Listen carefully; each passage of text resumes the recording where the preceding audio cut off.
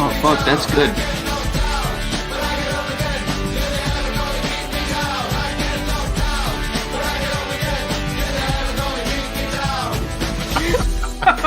Oh no! Oh no, the shirt! Oh no! Audio listeners, Connor. He drinks a whiskey drink, he drinks a vodka drink, he drinks a lager drink, he drinks a cider drink, he sings songs that remind him of the...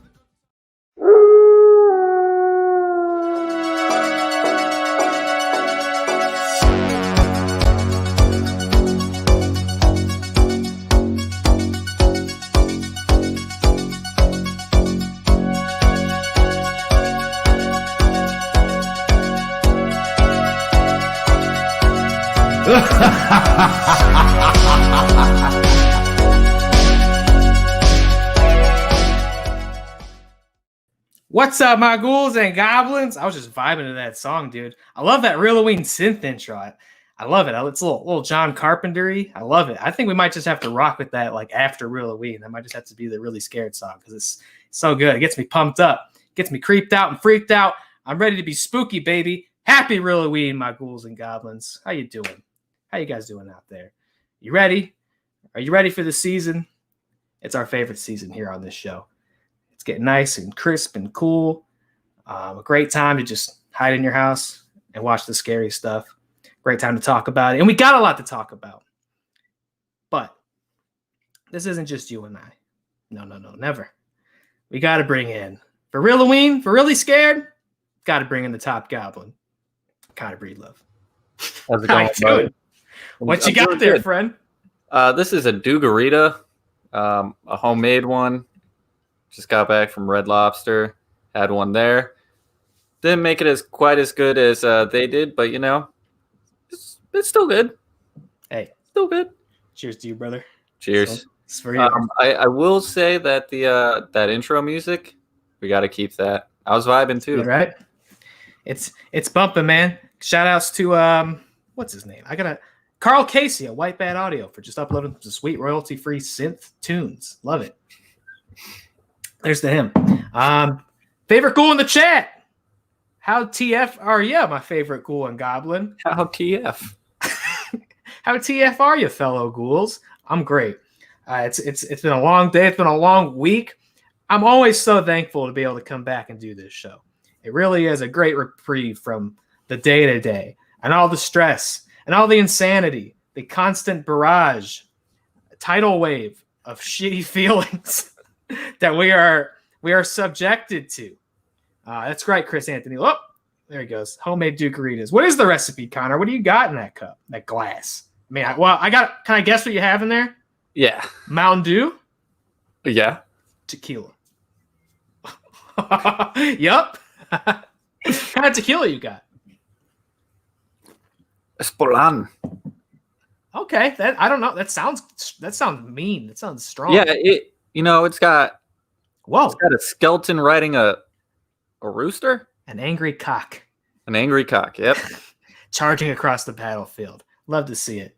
Happy Reeloween. One of Jessica's favorite parts is Connor's intro. Waiting with the drink in hand. He is always waiting. He is ready to serve. He's ready to sip and serve. Showtime Max 23 in the chat. Welcome. Yeah, a new face, a new friend, a new ghoul. Welcome. How you doing tonight, friend? Thank you for watching. Thanks for checking us out. Oh, good tequila. Good tequila as per Chris Anthony Lopez. Okay. It's good. Only the best tequila just pour in your glass of Mountain Dew. Good. Hey, buddy, can I ask you a question? What's up, friend? What have you been watching? Oh, shit. We're just getting right to it. All right. Man, I managed to watch a little bit of stuff, actually. For one, I watched Black Box, the new Welcome to the Blumhouse film. Obviously, I did a real review on that on the YouTube channel. If you guys haven't seen that already, the audio is also up on iTunes and Spotify and SoundCloud and iHeartRadio, so you can listen to it there. But I watched Black Box, and I enjoyed it quite a bit. I thought it was some cool psychological horror. I'd recommend it for fans of Jacob's Ladder, which, as you might know, I'm a big fan of that movie. So, and I also, no, not Black, not that. I had to stop paying for that. I ran out of money. It's on my card. Black Box. Yeah, I got to watch this part of the Welcome to the Blumhouse premiere, which is sweet. They had like a weird after party where you do an interactive murder mystery in Jason Blum's like wacky funhouse. So that was cool. I recommend checking out Black Box. And I watched George Romero's Day of the Dead. Oh yeah, the original. Which I told you a trend on this show for what I've been watching is that I'll probably just tell you what I had to watch for one of my classes. I got to watch Day of the Dead for one of my classes. I'm not complaining about that. Sweet. I'm going to write a paper on George Romero. I love that. Love that kind of assignment. So that's an easy one. And that is about all I've been watching. How about you, friend? Let's see. I watched the Lakers go up 3-1. Yeah. They're about to bring home the ring. LeBron's 4th ring, AD's 1st ring on Friday, tomorrow. Definitely win the championship. Let's see. I watched My Soul to Take, which was one of Wes Craven's last movies. The 10-year is actually the 10-year anniversary is today. I've actually never seen that. It's his worst reviewed movie, but I think it's his most unfairly hated on movie. I think underrated. Yeah, very underrated. LeBron definitely on your show blacked. That's how I understand the games are operating a little similar to that series from the sound of it. It's at least in his favor. And I'm not going to explain what I mean by that. If you don't know, it's for the best. If you don't know, you don't need to know. I also let's see what else I watched. I watched You're Next. Oh, the classic Home Invasion. Yeah, love that movie. So good. Little Adam Wingard magic, right? Yep. If you don't know, mentioned it before. Huge Adam Wingard fan. So, You're Next, just so much fun. And then I started watching Lost Highway. Ooh, David Lynch. Yeah. For this class, I got to watch Eraserhead eventually, which I think is hilarious. That I might eventually be answering like multiple choice questions about Eraserhead. Yeah. Had you seen Lost Highway before? No, first time. I'm not done with it yet. About halfway through, but I love it. It's really might good. Be his, for whatever this metric's worth, might be his spookiest movie. Yes, definitely. I don't know. That dude, that short guy just scares the shit out of me. Oh, the little, he's got a creepy little voice. Yeah. Yeah. Love Lost Highway. Definitely weirder than like Mulholland Drive. Yeah. Not as weird as like, well, I guess Eraserhead or like Inland Empire. But definitely pretty weird. Yeah. If you have an Apple TV, they have a huge Halloween collection, like curated, and it's super categorized.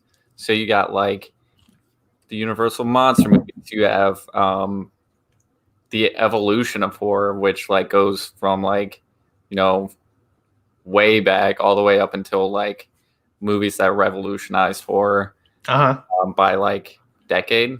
So it goes all the way back to like the 30s, and then they also have like teen horror, all kinds of stuff. So I built the fuck out of like my watch list full of like horror movies. So yeah, definitely check that out.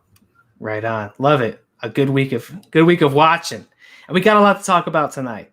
We got a good show. We got a lot of conversation for tonight. Before we get into it, got a couple things we got to cover, man. A couple things about this channel, a couple things about this show that I think are worth announcing. Number one, we've got, this one's fun. Number one, we got an Instagram now. You got to check us out on Instagram. Just at Really Scared. We got the handle. There's no numbers or like underscores or any shit like that. We actually got the handle, which I was kind of surprised to see. Check out at Really Scared on Instagram. We're working to really make it a hub of exclusive show content. We're gonna be posting like our favorite clips from the show. Because let's be honest, we do pretty long shows here. We can talk a long time. So like we'll isolate a minute here and there, like of something we thought was extra interesting, extra funny. We'll be doing like show announcements there. We're coming up with some fun interesting, unique angles for our Instagram. So go over there and follow us if you aren't already. We appreciate it. Really helps us out. We love finding new ways to connect with people listening to this show. I mentioned announcements. We got a couple to make in regards to this show. Number one, obviously, if you missed us on social media, we aren't talking about Possessor tonight. I'm sorry. Possessor did not go straight to VOD as I thought. I learned that live on the stream talking to Alok on our Veronica watch along, which also, if you missed the Veronica watch along, that was insane. It was a lot of fun. We still have the recording of it on our YouTube. We watched Glenn Danzig's Veronica. You can sync that up and treat it like a commentary track if you're interested, because we had a really like paid like 25% attention and talked about a lot of crazy stuff. It was fun. It was a fun watch along. We're talking about HUBIE Halloween today. We're talking about Adam Sandler's HUBIE Halloween. So what does that mean for next week? We're not talking about HUBIE Halloween. Next week, we're talking with Cleveland director, actor, and podcaster Roger Connors about his new feature zombie film Rebirth. He's actually doing he's done a modern reimagining of George Romero's Night of the Living Dead, and that's going to be getting an actual premiere screening later this month. And so we're going to sit down with Roger and talk to him about the movie, about horror, what he's interested in, what he likes. It's awesome. I'm really excited to sit down and get to know him. I've heard nothing but the best things about him for people in the Cleveland film community and industry. Nothing but the best. Seems like an awesome guy, and I'm really excited to see what he's like. What are you watching, man? You watching HUBIE? What you watching HUBIE right now? HUBIE Halloween? I sure hope you're watching HUBIE. That shit's. I'll save my thoughts. We'll talk about HUBIE Halloween later. I think that's how we're going to conclude the show tonight. So also beyond that, we got another announcement to make. HUBIE, that's rude. That's rude. So that's next week. We're talking to Roger. Really looking forward to it. We've got another addendum to the Reeloween schedule. And I feel kind of bad that we keep changing it. I keep thinking like, all right, here's the finalized version, make it public. And then something keeps happening that changes it up. But it's all for the best, because we got a lot of cool stuff to look forward to. Because the 22nd, which was originally going to be our Haunting of Bly Manor episode, it's not anymore. The 22nd, we will be talking to the directors. You see right there, Adam Leader and Richard Oakes. And I believe some of the cast of new horror film Hosts. I am so excited to have this opportunity to talk about Hosts. If you saw our last episode with Alok when we were recommending, the 31 movies to watch this month, this was one of them. I hadn't seen it yet. He said it was fucking awesome. I'm so excited to watch it, and I'm so excited to talk to these guys about their film Hosts, which is out now on VOD. So you can rent this on, Amazon or iTunes. I'm told they want to climb up the iTunes chart. So if it's not too much of a trouble, I recommend go renting it or buying it on iTunes. That's what I'm going to do. 22nd, we're going to talk about Hosts. I'm so excited, man. I hate to change the schedule around like that, make it so on the fly, but it's for the best. Yeah, it's a big opportunity, so we had to do it. Super cool. So excited to check out their movie. So excited to talk to them. So what is the Reeloween schedule? This is what it looks like now. So tonight, HUBIE Halloween. 15th next week, we're talking to Roger Connors about his film Rebirth. 22nd, we're talking about Hosts with the directors and the cast. And then finally, yes, on the 29th, unless something else super awesome comes up for us, which it doesn't need to, because I think this is pretty great. 29th, We're talking about The Haunting of Bly Manor in full, in whole. And then we'll also be doing our book club, which you can see right there is Mexican Gothic by Silvia Moreno Garcia. And that works out, man, because these are two stories about creepy, spooky mansions. And so got kind of a theme. It all kind of works out in the end. So 29th is book club and Haunting of Bly Manor. We had said we were going to talk about the Welcome to the Blumhouse movies. We're still going to we're going to attempt to do it here and there. I did the real review on Black Box. There's 3 other movies to talk about. Maybe we'll just do it in the opening of the show. I don't know. We're going to figure out a way to sprinkle in the Welcome to the Blumhouse movies. Since I enjoyed Black Box so much, I do want to see the other 3 and see if they live up to the quality bar that movie set. So that's what's going to happen going forward. So we have so much cool stuff to do this month. Jessica in the chat, Roger is fucking amazing. Yes, I'm super excited to talk to him. He really seems like an awesome guy. Can't wait to check out his movie. It's going to be fun next week. Can't wait to talk to him. So much can happen in a week, man. I'm like, what else? Before we get into the spooky stuff, we have another announcement we have to make. And that is Have you heard about this thing we're doing called the Twilight Watch Along, Connor? I think I've heard about it. Yeah. Okay. So I hope people aren't tired of hearing about the Twilight Watch Along. I hope they're not tired about it because we're not done talking about it. In fact, the chatter on it's probably going to get even crazier as we're getting closer to it. But we made some changes to it. Originally, the plan was we were going to do it all night. We kind of had a moment of self-reflection. We thought about it. Does that really make sense to do it all night? It'll be super funny, right? Like the idea of us getting delirious and watching Twilight in the 3 a.m. is super funny. But the discrepancy here is that are people going to stay up till 3 a.m. to watch, New Moon or whatever? And it's like, I don't know if they will. Is that too much we're asking of people? So instead, what we're going to do, we're still going to do Twilight Watch Along. It's still going to be 12 hours long. We're still not going to take any breaks. It's still on November 21st, but we're going to be starting at 12 p.m. noon Eastern Standard Time. I think this is going to be better for everyone. It's going to be better for the world. I love the idea of us staying up all night. But I think for the rest of the world, this is probably what makes the most sense. As you can see, not a Twitch exclusive anymore. We're streaming Twitch, we're streaming YouTube, we're streaming Facebook, all the platforms that we're already on. Starting at 12 p.m., I think it's going to be better for people watching at home. I think it's going to be better for getting guests on. It's a much more reasonable request if it's not at 2 a.m. And finally, as you can see, we've been saying we're going to raise money for charity. That charity is officially and publicly going to be the National Bail Fund Network. They're always doing great work. They've been doing great work, especially this year, as they basically help spread money to different bail funds throughout the country, and help people who have been detained, pre-trial, protesters. They do a lot of work with immigrants who are arrested with the threat of being deported. It seems, I don't know what kind of year. That's right, Chris. That's Twilight Watch Along. Chris is happy we're starting early. And I just want to clarify, we aren't starting early for our sakes. It's not like, I don't want to stay up late anymore. No, we're doing it for the ghouls and goblins out there. And this makes a lot more sense. So Twilight Watch Along at noon. We're raising money for the National Bail Fund. We're going to bring on special guests. It's going to be a wild. I think it's still going to be belligerent. We're still going to be going all day. And Thank you very much, Jessica. She said we deserve all the good things. That's very appreciated. It feels great. Just to say the least, we put a lot of time and effort into this thing, and I have a great time, but it's still a lot of work. So it's really cool to see opportunities coming our way. And it really feels great to meet new people and have these opportunities and these new experiences come our way. And and the Twilight Watch Along will be perhaps the most ambitious thing we've done on this channel yet. So can't wait for that. November 21st, starting at noon, raising money for the National Bail Fund. So make sure you come back and join us for that. It's going to be a wild ride. I think that does it for show channel announcements. You got to look that we got 20 minutes in and haven't even started our news yet. We do have one more, though. What you got for me? I've been trying to get your attention on the private chat. But I'm busy. I'm doing a show here. But the Reeloween watch along switch. We've decided to switch the Invisible Man and Hocus Pocus because Chris is unable to join us on the 24th. So get the scared Chris that they loved so much in the watch alongs that still get views somehow. Thank you, by the way.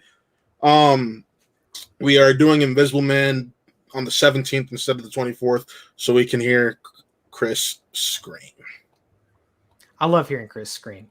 And you know what? I'm glad you brought it up because you might hear me scream this Saturday because, yes, again, Saturday night, we're doing the Cats Watch Along. Look how menacing that is. Look how terrifying. You might think, what does Cats have to do with Reeloween? I've heard this is the scariest movie released in ages. I mean, look at that. I think these cat people, I think they could stand side by side with any sort of universal monster, like Wolfman, no, Cat Lady. That's scary. October 10th on this channel, we're doing our live Cats Watch Along because that is hitting HBO Max. And you can tune in, you can sync up your copy, you can hang out with us and watch what is said to be one of the most insane things ever put to film. I've never seen it. Connor, have you seen it before or no? I have not. You've not seen it. Okay. Neither I have. Matt has, and this will be his second time. And we might, I'm not going to get ahead of myself, but we might have some guests on. People who've been following along with the show might know who they might be, but I'm not going to say it publicly. I will be joining late for that one. Oh, I work till 9. Oh, come on. So unless we can push it till 9, I'll be late. I mean, You'll join- realistically, we can. It just depends on Taylor talking with the possible guests. I guess that's what I'll leave the decision on. Stay tuned. Either way, we're watching Cats Saturday night, so be ready for that shit.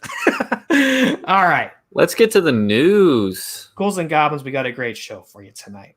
We're talking horror movie news. We're talking horror movie trailers. We're going to do our weekly Lovecraft Country recap, and then finally, yes, we'll be talking new Adam Sandler spooky comedy, HUBIE Halloween. It's a HUBIE Halloween.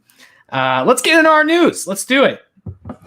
Starting off right at the top, we've got the return of M. Night Shyamalan. Yeah. Here he is. Fucking M. Night. love M. Night. M. Night has revealed what he's working on. He's actually managing to film something. He managed to put something in production, and that movie's called Old. Don't know what it's about. Haven't released those details yet. We did get a poster that does say it's a new trip from writer-director M. Night Shyamalan. It's only a matter of time. And I think of it like, look, Tenet just came out. I think of M. Night's going to make a movie about time. I'm like, oh no, this is going to make my head hurt so bad. Probably. And it, like, bring that poster back up. Where is it? Oh, I'm working on it. Here we go. So it looks like what are those things called? Like a time glass or whatever? Oh, like an hourglass full of people. Hourglass, yeah. And it looks like there's tons of bodies falling out of it. Let the bodies hit the floor. Hell yeah. I don't know. I'm excited for this. And this is probably Blumhouse, right? Because he's got like a huge deal with Blumhouse. Yeah, I would think. So, It didn't officially. I don't know if they've officially announced. It's not on that poster. It says but, Universal down there, so I'm okay. assuming it's Blumhouse. Kind of like same difference at this point. Yeah, they're pretty synonymous with each other. But I think it makes sense that they're able to shoot because Blumhouse notoriously does smaller budget stuff, and all of M. Night's stuff working with Blumhouse has been like below like 10 mil. Besides Glass, that was I think like 30 million. So I don't see this being over 30 million. So small price, small crew. So I'm definitely excited. Yeah, I know the Shyamalan brand, the name, it kind of lost a lot of its goodwill, for a while there. He had a rough run, to say the least. Tell me you didn't like The Happening.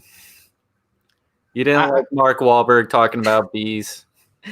I think I like it in a way that M. Night Shyamalan didn't intend on me to like it. Yeah, that's very true. I think it's one of those things where in hindsight, I think he tried to play it off like it was meant to be kind of funny and like satirical, but I don't remember M. Night being like satirical at that time in his career. I don't remember him being like funny.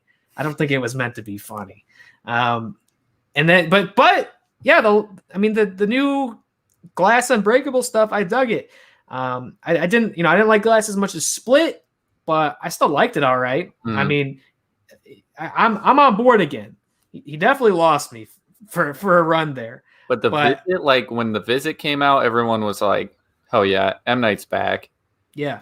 And then he did Split, and people were like, "Oh shit, M. Night is fucking back." Yeah, Split was awesome, and then Glass feels like again like the studio's like, "All right, M. Night, you can kind of do what you want on this," and then people were like, "Why'd you let him do that?" It wasn't. I liked Glass. I thought it was good. I liked it fine. I loved Split, and I liked Glass fine. It wasn't as much as what I hoped it would be, but that's all right. That happens. And Old, we'll see, man. Again, I feel like if he can kind of resist the meme of the big plot twist, it might be in his favor, because I feel like that wasn't as present in Glass or Split. Like there's plot reveals, but there wasn't that like Shyamalan like, oh, this is what's really happening reveal. Like I think those movies kind of stand on their own without plot twists. So I hope Old is more of that. I hope it's like I don't want to say reined in, but I hope he doesn't get too crazy. But I'm into it. I'll definitely. Did you watch? He had that show. He has a show right on Apple TV. It's Servant. You watched I watched a few episodes. I'm gonna go back and watch because there's 2 seasons, so I think I'm gonna go back and watch it all because the 3rd season's coming. Holy shit! It's a pretty big hit for Apple TV Plus, so definitely gonna check that out. Right on. So we also got, this was kind of a surprise announcement. Yeah. We're living in the world of film delays. Our movie's over. Is The War with Grandpa the last movie that we'll ever play in a movie theater? We're not sure. But we did learn that Robert Zemeckis' The Witches, of course, based on the Roald Dahl children's novel. We thought it was just getting taken off the theatrical slate. Nope, it's going straight to HBO Max on October 22nd. We got a poster, we got a trailer, and you're going to be able to watch this thing in your home in a couple of weeks here.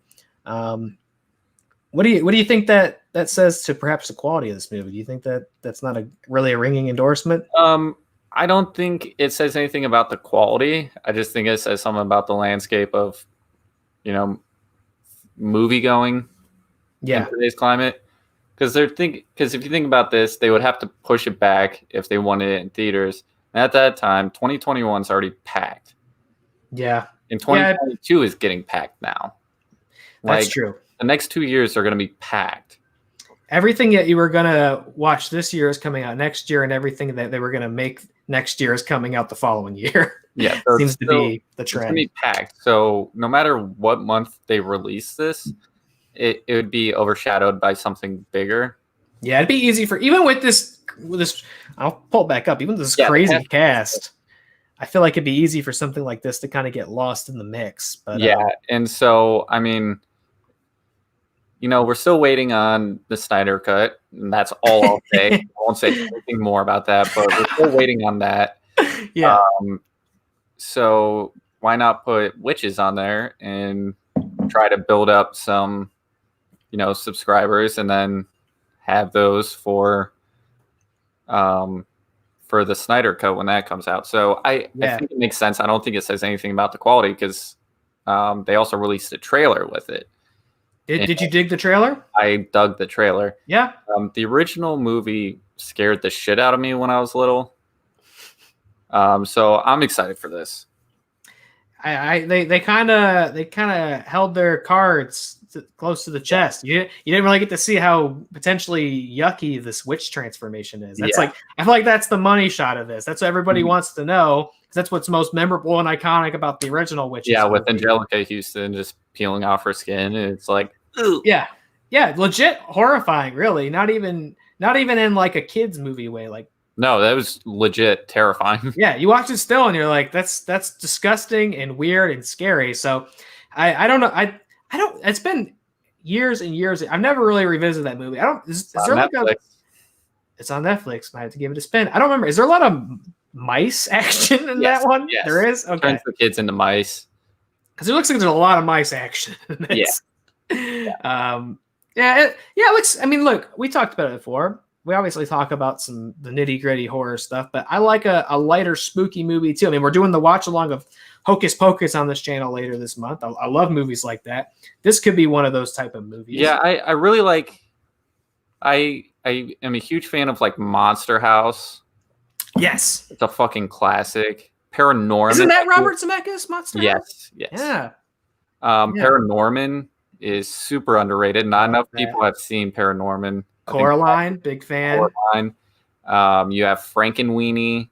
Yeah. From Tim Burton. Like, there's a lot of great like Halloween kids movies that family friendly, scary movies. Good.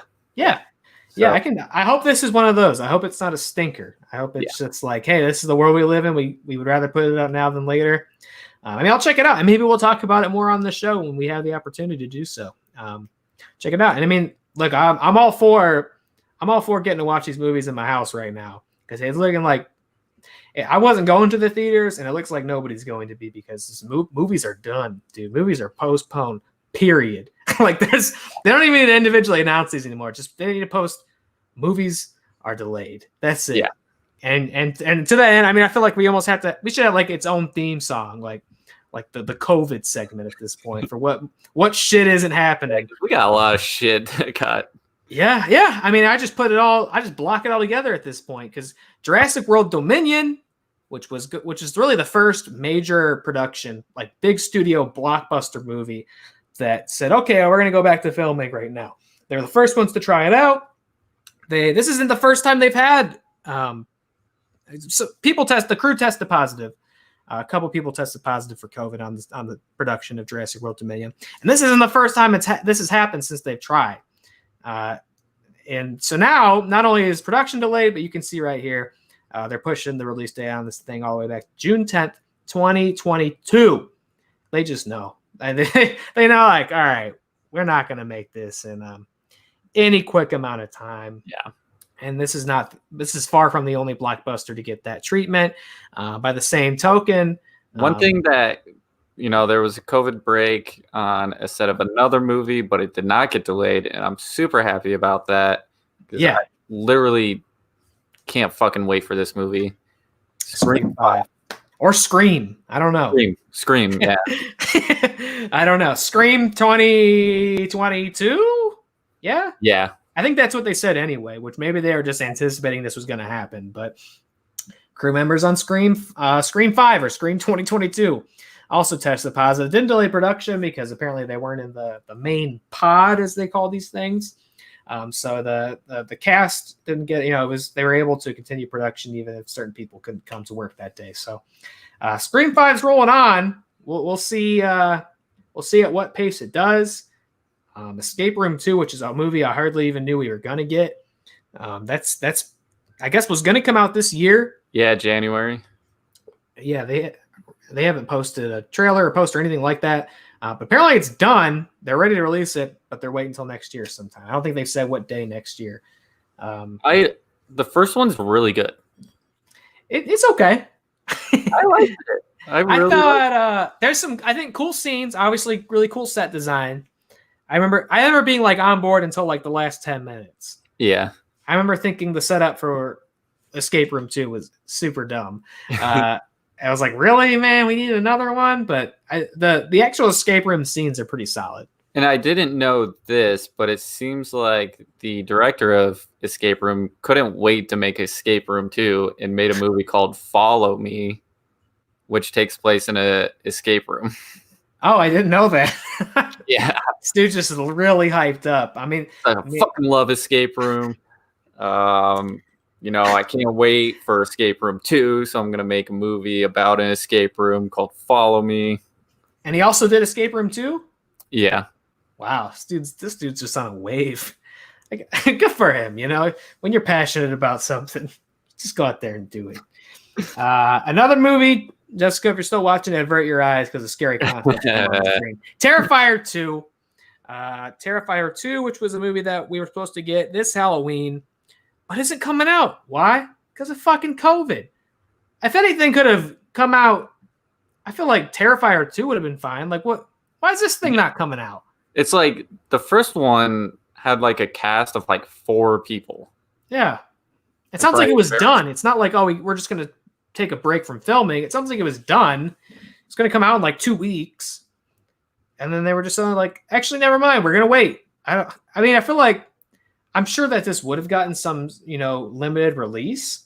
I'm playing like some art house theaters or like, independent theaters, like a smaller release.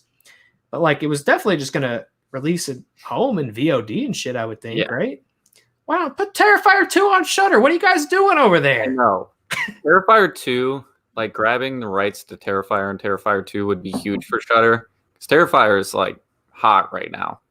People love Art the Clown. And so I'm pretty fucking bummed that Terrifier 2 isn't going to come out until next Halloween because I was so next Halloween's what they said? Mm-hmm. What is going on? Next Halloween a year? What is going on over there? What do they know that we don't? I don't know. Was Terrifier 2 secretly made for like $500 million? Yeah, it's probably gonna be like a fucking huge hit. They need to put it out the global box office to make their money back. Like this thing I thought this would have been VOD anyway. So this is strange to me. It seems like now's a great time as theaters close. It's Halloween. It's Reeloween. Seems like a great time to put this movie out. I'm busy as hell, and they put this out right now. I would watch it tonight. Yeah. I don't know. You're missing out over there. I'd reconsider if I was in Contact the Shudder and drop that shit. If I was working at Art the Clown headquarters, I would rethink this decision. I think you could get a lot of people to watch Terrifier 2 right now. So that's a bummer. I get all the other ones because they're like studio films, but this one would have. I don't know. That's disappointing. Sad to see that, but that's the world we live in, man. COVID ruins everything. That's the wave we're riding. And it can't even do anything right. Like, you infect the biggest piece of shit on the planet. If anybody couldn't have been, and even he was, he's directly responsible for the delay of Terrifier 2. That's what they should say. Yeah. Is the fucking blighted president's fault. Like, you delay movies, but you can't bedrid a piece of shit for more than 3 days. Come on, COVID. Sip your Dugarita. Spitefully sip your Dugarita there, Kermit the Frog. We got this one. I don't even know if this is really a horror movie, but this just sounds so insane. I just really want to talk about it. We found out about a new James McAvoy film. Oh, this looks insane. What the hell? It sounds. Yeah, James McAvoy is going to be starring in a new mystery thriller film called My Son, where he's not going to... What's that? I was going to say, now that sounds very like run-of-the-mill thriller, like mystery movie. Well, yeah. How is this character going to be portrayed, or his acting? James McAvoy apparently, he plays a detective. He plays a detective character who's returning to the town of his ex-wife to try and find their missing son. However, he's not being given a script. He's not being told what the movie's about. He's not being told who did it in this who done it. And James McAvoy has to be such a good actor that he has to solve the mystery on set by actually collecting the clues and putting it together while putting on a performance. This is either going to be the greatest movie ever made, or this is going to be... What if he doesn't solve it? What I know. What I hope they're prepared for him. What if he's a shitty... He's a great actor. What if he's a shitty detective? What if he's like, I don't fucking know where the kid is? Is that the movie? Being a detective is like a whole different line of work. Like, you can get in character, but usually you know, like, the mystery you're solving. You know, this is not. I mean, this is a cool experiment. I'm not mad about. Yeah, this. I can't wait for this. Just based on that. This is what movie making is now. Like, we're so not confident that movies are going to get made ever again that we're like, I'll greenlight anything, dude. You don't have to write a script. Just go. You get Claire Foy and James McAvoy. I feel like James McAvoy's performance in Split alone, I think, proves that he can do really anything. I mean, yeah. If you look at the scene where he goes through all his personalities within like 2 minutes, amazing. And they're so distinct and different. Not only personalities, but one personality pretending to be a different personality. Yes. It's like literally layers. insane. Like, I think he's such a good actor. Yeah. And that alone, like, I have faith that he can solve a crime without any, like, hand holding. Yeah, Chris hasn't heard about this movie. That's why I wanted to bring it up, because I feel like on any other timeline, this would be a big entertainment story. I don't think it got a lot of attention. Because shit's just insanity right now. This sounds crazy, and I agree, Connor. I think James McAvoy, for as successful and as famous as he is, somehow I think a totally underrated actor. Absolutely. I don't know why this man doesn't have more trophies in his closet, because I think he's incredible. I agree. I think Split, he's amazing. Glass, he's amazing. Everything I see him in. I know some people just think of him as like Charles Xavier, right? But look, even to that, dude, like who could have played that character after Patrick Stewart? Yeah. You know, like that guy is the spitting image of the character, and McAvoy still brought something to it and made it his own. I think he's brilliant. I think this is an insane concept. I think this is like a mad scientist experiment that I hope pays off. I agree. It'd be fascinating. Do we have a director? I don't have one in my notes. Maybe producer Matt, if he's listening, can find out if there's a director attached to My Son, or if not. David Lynch hasn't done anything in a while. This does feel like that kind of surreal, like a very David Lynchian like idea. But it sounds like everybody else has the script, but only McAvoy. Like, I wonder if nobody's allowed to talk to him. Like, is he just he's gonna have to be in character the whole time without an option? This sounds wild. I mean, again, I don't know when the hell we could expect to even see this movie. I don't know. This is crazy, and I can't. What you got, Matt? Christian Carrion is the director. Christian Carrion. Anything we know from them? He who also directed he's the original director of the French film this is based on. Oh. Oh. So it's a remake. Yeah, it's a remake. It's an English language remake of the hit French film thriller My Son with James McAvoy and Claire Foy. The film will be directed by Christian Carrion, who also directed the French film The Pick is Eyeing a November Start in Scotland. This is from Deadline, so. Okay. Fascinating. I wonder if the original French. And let's talk about new one with because she was so good. Have you seen Unsane? Oh, that movie's awesome. Again, so good. Another one that a lot of people missed, like a real quiet. That's Soderbergh, right? Yeah, shot on an iPhone 8. That's right. That was like the start of his iPhone fascination. Yeah. So I just think she's so good, and James McAvoy so good. This is gonna be so good. This is great. It seems so difficult in a world where so much content comes out and there's so many people, trying something. It seems so difficult to find an angle that no one's done before, and I've never heard of anything like this. So this rules. I just wanted to talk about it. It sounds like it rules, and I'm very excited to see. I'm so excited what McAvoy brings to it. A guy we talk about on this show quite a bit. You can't have a horror show without talking about Ryan Murphy. Who's this guy never same as like Jason Blum. This guy never stops. I need to what sort of like dark magic is he possessed that he's able to work this often, man? Because he just came off Ratched. He's making American Horror Story all the time. I believe it's cocaine. You think so? Allegedly. Yeah, man. He's making a new Netflix series called Monster, the Jeffrey Dahmer story. So I was going to say dipping his toe in the true crime thing.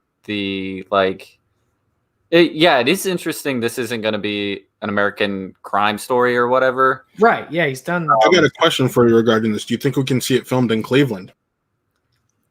Yeah. Well, because they did They did My Friend Dahmer out here. And I mean, obviously that's where Jeffrey Dahmer's from Ohio. But this I almost could have been an extra in My Friend Dahmer. Did I ever tell that story? Wait, what? I almost could have been an extra in My Friend Dahmer. No way. Yeah, and I was like fucking busy at the bookstore that day back when I used to work at the bookstore. Damn. It's like my buddy's like dad worked at the school where they were filming it, and he was like, I don't know what's going on. They're filming a Jeffrey Dahmer movie. Do you want to like come sit in a classroom or something? I was like, I gotta work. And I was like, whatever, man. The Jeffrey Dahmer movie. And then ended up being like a cool movie that I actually saw in theaters. It was really good. There's like I went to this when it was being shot in Cleveland. I went to this bar called the B-Side. And the bartender there was like working like on crew for that and like was talking to me about it. I was like, yeah, I want to be a filmmaker too. And she's just like, well, do you have like this many hours on set? Yada, yada, yada. And I was just like, ugh, pour me a drink. Shut the fuck up. Jeffrey Dahmer me on like things I need to do, and I was just like, just give me a fucking beer. This isn't from the point of view of Dahmer, is it? Let's see. Monster Chronicles, the story of one of America's most notorious serial killers, largely told from the point of view of Dahmer's victims. Dives deeply into the police incompetence and apathy that allowed the Wisconsin native to go on a multi-year killing spree. The series dramatizes at least 10 instances where Dahmer was almost apprehended but ultimately let go.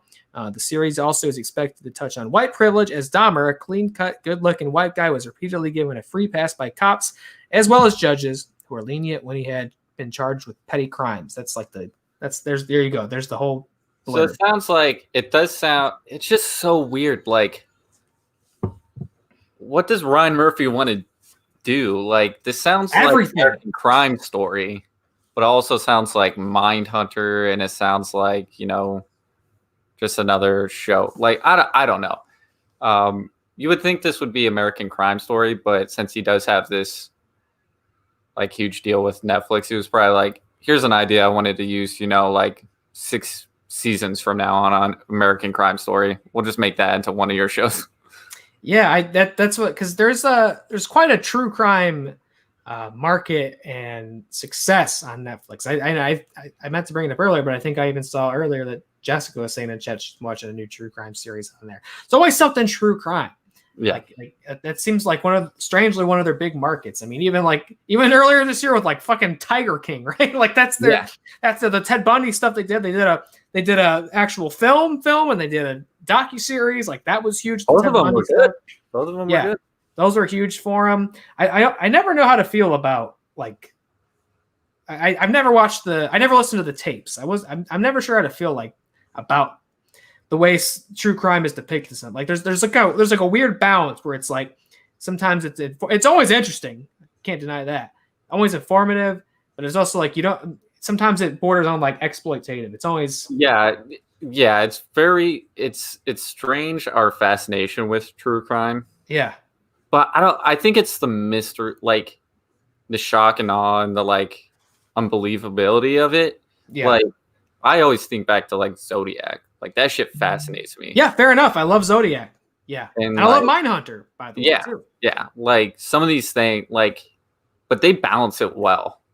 Like anything on the Zodiac that I've seen in like Mindhunter, which covers a wide range of serial killers, like they do it tastefully, and they go behind the scenes kind of like, kind of the hunting down of the criminal and the mystery of it.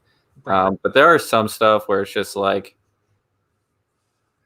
distasteful. What I love about Mindhunter was like it doesn't even show you the crimes per se, so it's like not romanticizing the BTK thing. Like it's just all building up, and then like which, now.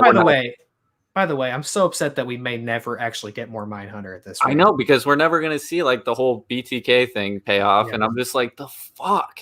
Yeah, there she is. My favorite genre, true crime, coming from Jessica, and she said she died for true crime. Be careful, because that's how true crime goes. Yeah, you will become true crime. You'll live on forever in some ways, I guess. I'm excited for this. Yeah, I think it'll be good. I really like Ratchet. That's right. You love Ratchet. And I guess my thing is, but I guess he's done American Crime Story. My thing is, the OJ story was really good. That's the only one I watched. What were the other ones? Versace. That one was so fucking good. Was his the one with Brendan Fraser? Or was that something else? Was Brendan Fraser in that? Brendan Fraser's in... No, it's not. He wasn't in the Versace one. Sorry. What am I thinking of? The Getty one? Like Ridley Scott made a movie about it too. Yeah. But then there was also a show that had Brendan Fraser in, I believe. Yeah. But no, yeah. I think his 2 American Crime Stories were really good and not distasteful at all. Very well done. Okay. So I think the Versace one is by far his best work ever. Really? Okay. Yeah. The assassination of Gianni Versace is so fucking good. All right. You got me officially interested in this then. Yeah, because it feels like a harmony of his crime stories, of his fictionalized horror stories. It feels like this is in the middle of the Venn diagram, right? And he'll have a cool way to frame it too, because the assassination of Gianni Versace, that one's played backwards. Oh, so it starts with the crime. Yeah, and then it works its way backwards. Back to the like. You go like backwards in time, pretty much. It's so cool, and it's such a smart way to do it. Mm-hmm. A smart new way to do it. So I have complete faith in this. All right, check it. We'll check it out. I don't know how. I mean, he's making American Horror Story right now, and he just put out Ratchet. I mean, the man's workflow is unreal. What a guy! What a workhorse. This story. This is huge. Resident Evil reboot's coming. All right, Resident Evil reboot's coming, whether you like it or not. This is in addition to the Netflix show and apparently an animated series they're making. The feature film. We just got the whole cast of the new Resident Evil movie. Like, again, this thing just like quiet announcement, little story. I almost missed it. Yeah, we got a cast for Resident Evil. Got a couple of them right here, and I was kind of excited because it's all video game characters. Kaya Scodelario. I never know how to say her name. Kaya Scodelario. I don't know. That was a guess. that was an attempt. Long last name. You might know her from Crawl, my favorite movie about alligators. She's playing Claire Redfield. Hannah John Kamen. I'm not familiar with her. At least I don't think so. Playing Jill Valentine. You see there. Robbie Amell, Chris Redfield. And we don't have them on the screen, but we also have Tom Hopper as Albert Wesker. Alvin Jogia as Leon Kennedy. Love Leon Kennedy. Neil McDonough is William Birkin. I mean, those are all video game characters. There's no weird like fanfic casting of your wife or anything like that. Yeah. How do you feel about this, man? I'm very confused with this and the TV or the Netflix series going on at the same time. Like, I saw this and I was like, wait, all right, I thought they're doing a Netflix series. And I just don't know what they want to do. Like, is this one coming out in theaters or are they both Netflix? Apparently, this joint's coming out next year too, which was the other thing I was surprised to see. Which I doubt. I don't think it's in production. We just learned who's in it. Oh, what's going? Okay, now you're pouring tequila in what appears to be the G Fuel shaker. Oh yeah, I'm shaking it. I'm a little. Because it can work as like a margarita mixer. Yeah. Oh, I thought you were gonna make some sort of. It's a shaker cup. So no. I thought you were gonna make some sort of strange concoction, but I guess you are. I guess you are truly. You are mixing tequila with Mountain Dew. Yeah. Needless to say, I'm very confused. Don't know what's going on really. I'm into this. But the Netflix series, when we talked about, wow, I love watching you pour a 2-liter Mountain Dew in there. Man, the war on Natty Light is raging on. I don't know if we're better or worse for it. Look at that. The Netflix series when they were like it's about Albert Wesker's kids or some shit. I don't know what that is. I don't know. Yeah, I'm not not interested about that. But Robbie Amell's pretty good. I like him. I'm into this cast, at least for the ones I'm familiar with. I'm just excited. I mean, they did video game characters throughout the movies, but they were like the same character and name only, really. They were all taking like a backseat to Alice or whatever. They were all like silly, half-assed attempts at the characters to try to tie into the. Wow, he's mixing it up. Ghouls and Goblins, he's mixing it up. It's getting green in that shaker. It's getting very green. It's green. It's looking good. It's looking like monster blood. That's what we should have called it. He's drinking monster blood. Oh, ding ding. I'm down for that. I mean, like because James Wan was originally attached to this, and he's not anymore. This is now coming from. I don't think he was ever directing it, but it's coming from Johan Roberts, who did 47 Meters Down, a scary shark movie I haven't seen. But he also did The Strangers Prey at Night, which I kind of dug. Wait, he did Strangers Prey at Night? Yeah, he did both those. Oh, wow, because I hated 47 Meters Down, but I think Strangers Prey at Night is actually a pretty cool, like, 80s slasher. Yeah, like, letter. It didn't get as much attention or love as the original Strangers, and maybe for good reason, but didn't think it was bad. I dug it. I dug Prey at Night. So I mean, at least they got a guy with a rootin' horror. Oh, he's taking a big sip. How's that one? How'd that turn out? A lot better than the first one. All right, he gets better every time he makes one. But also,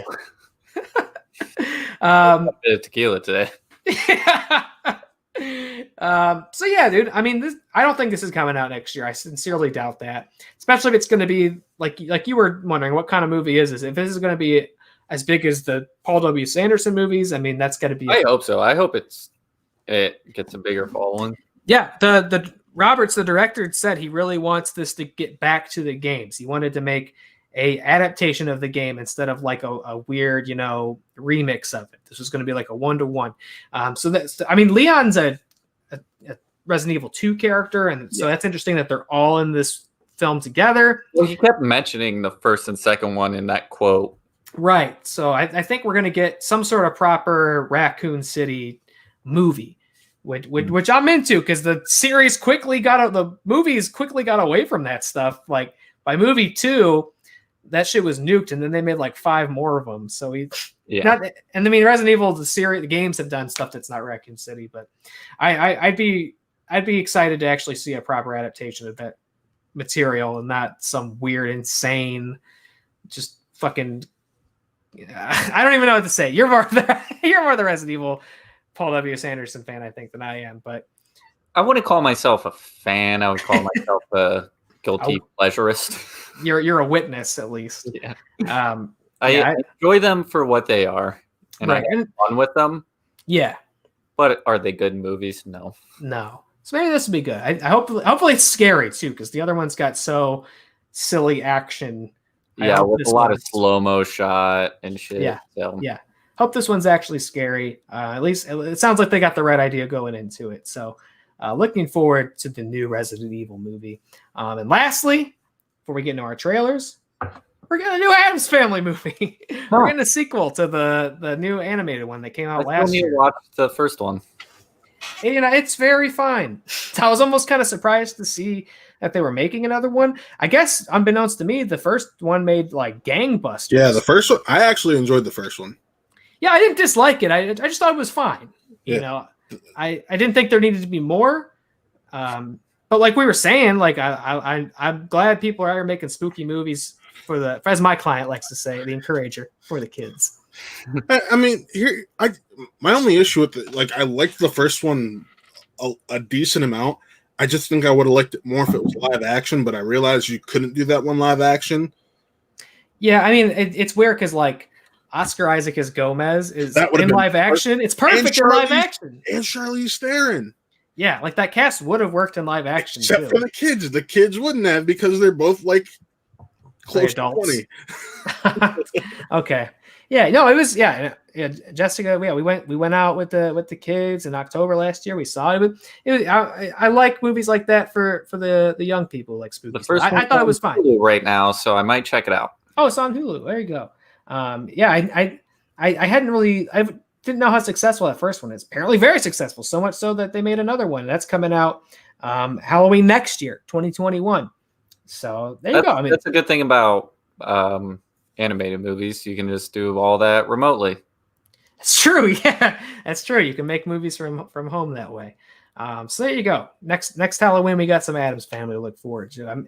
Halloween Kills. It's going to be a good October next year.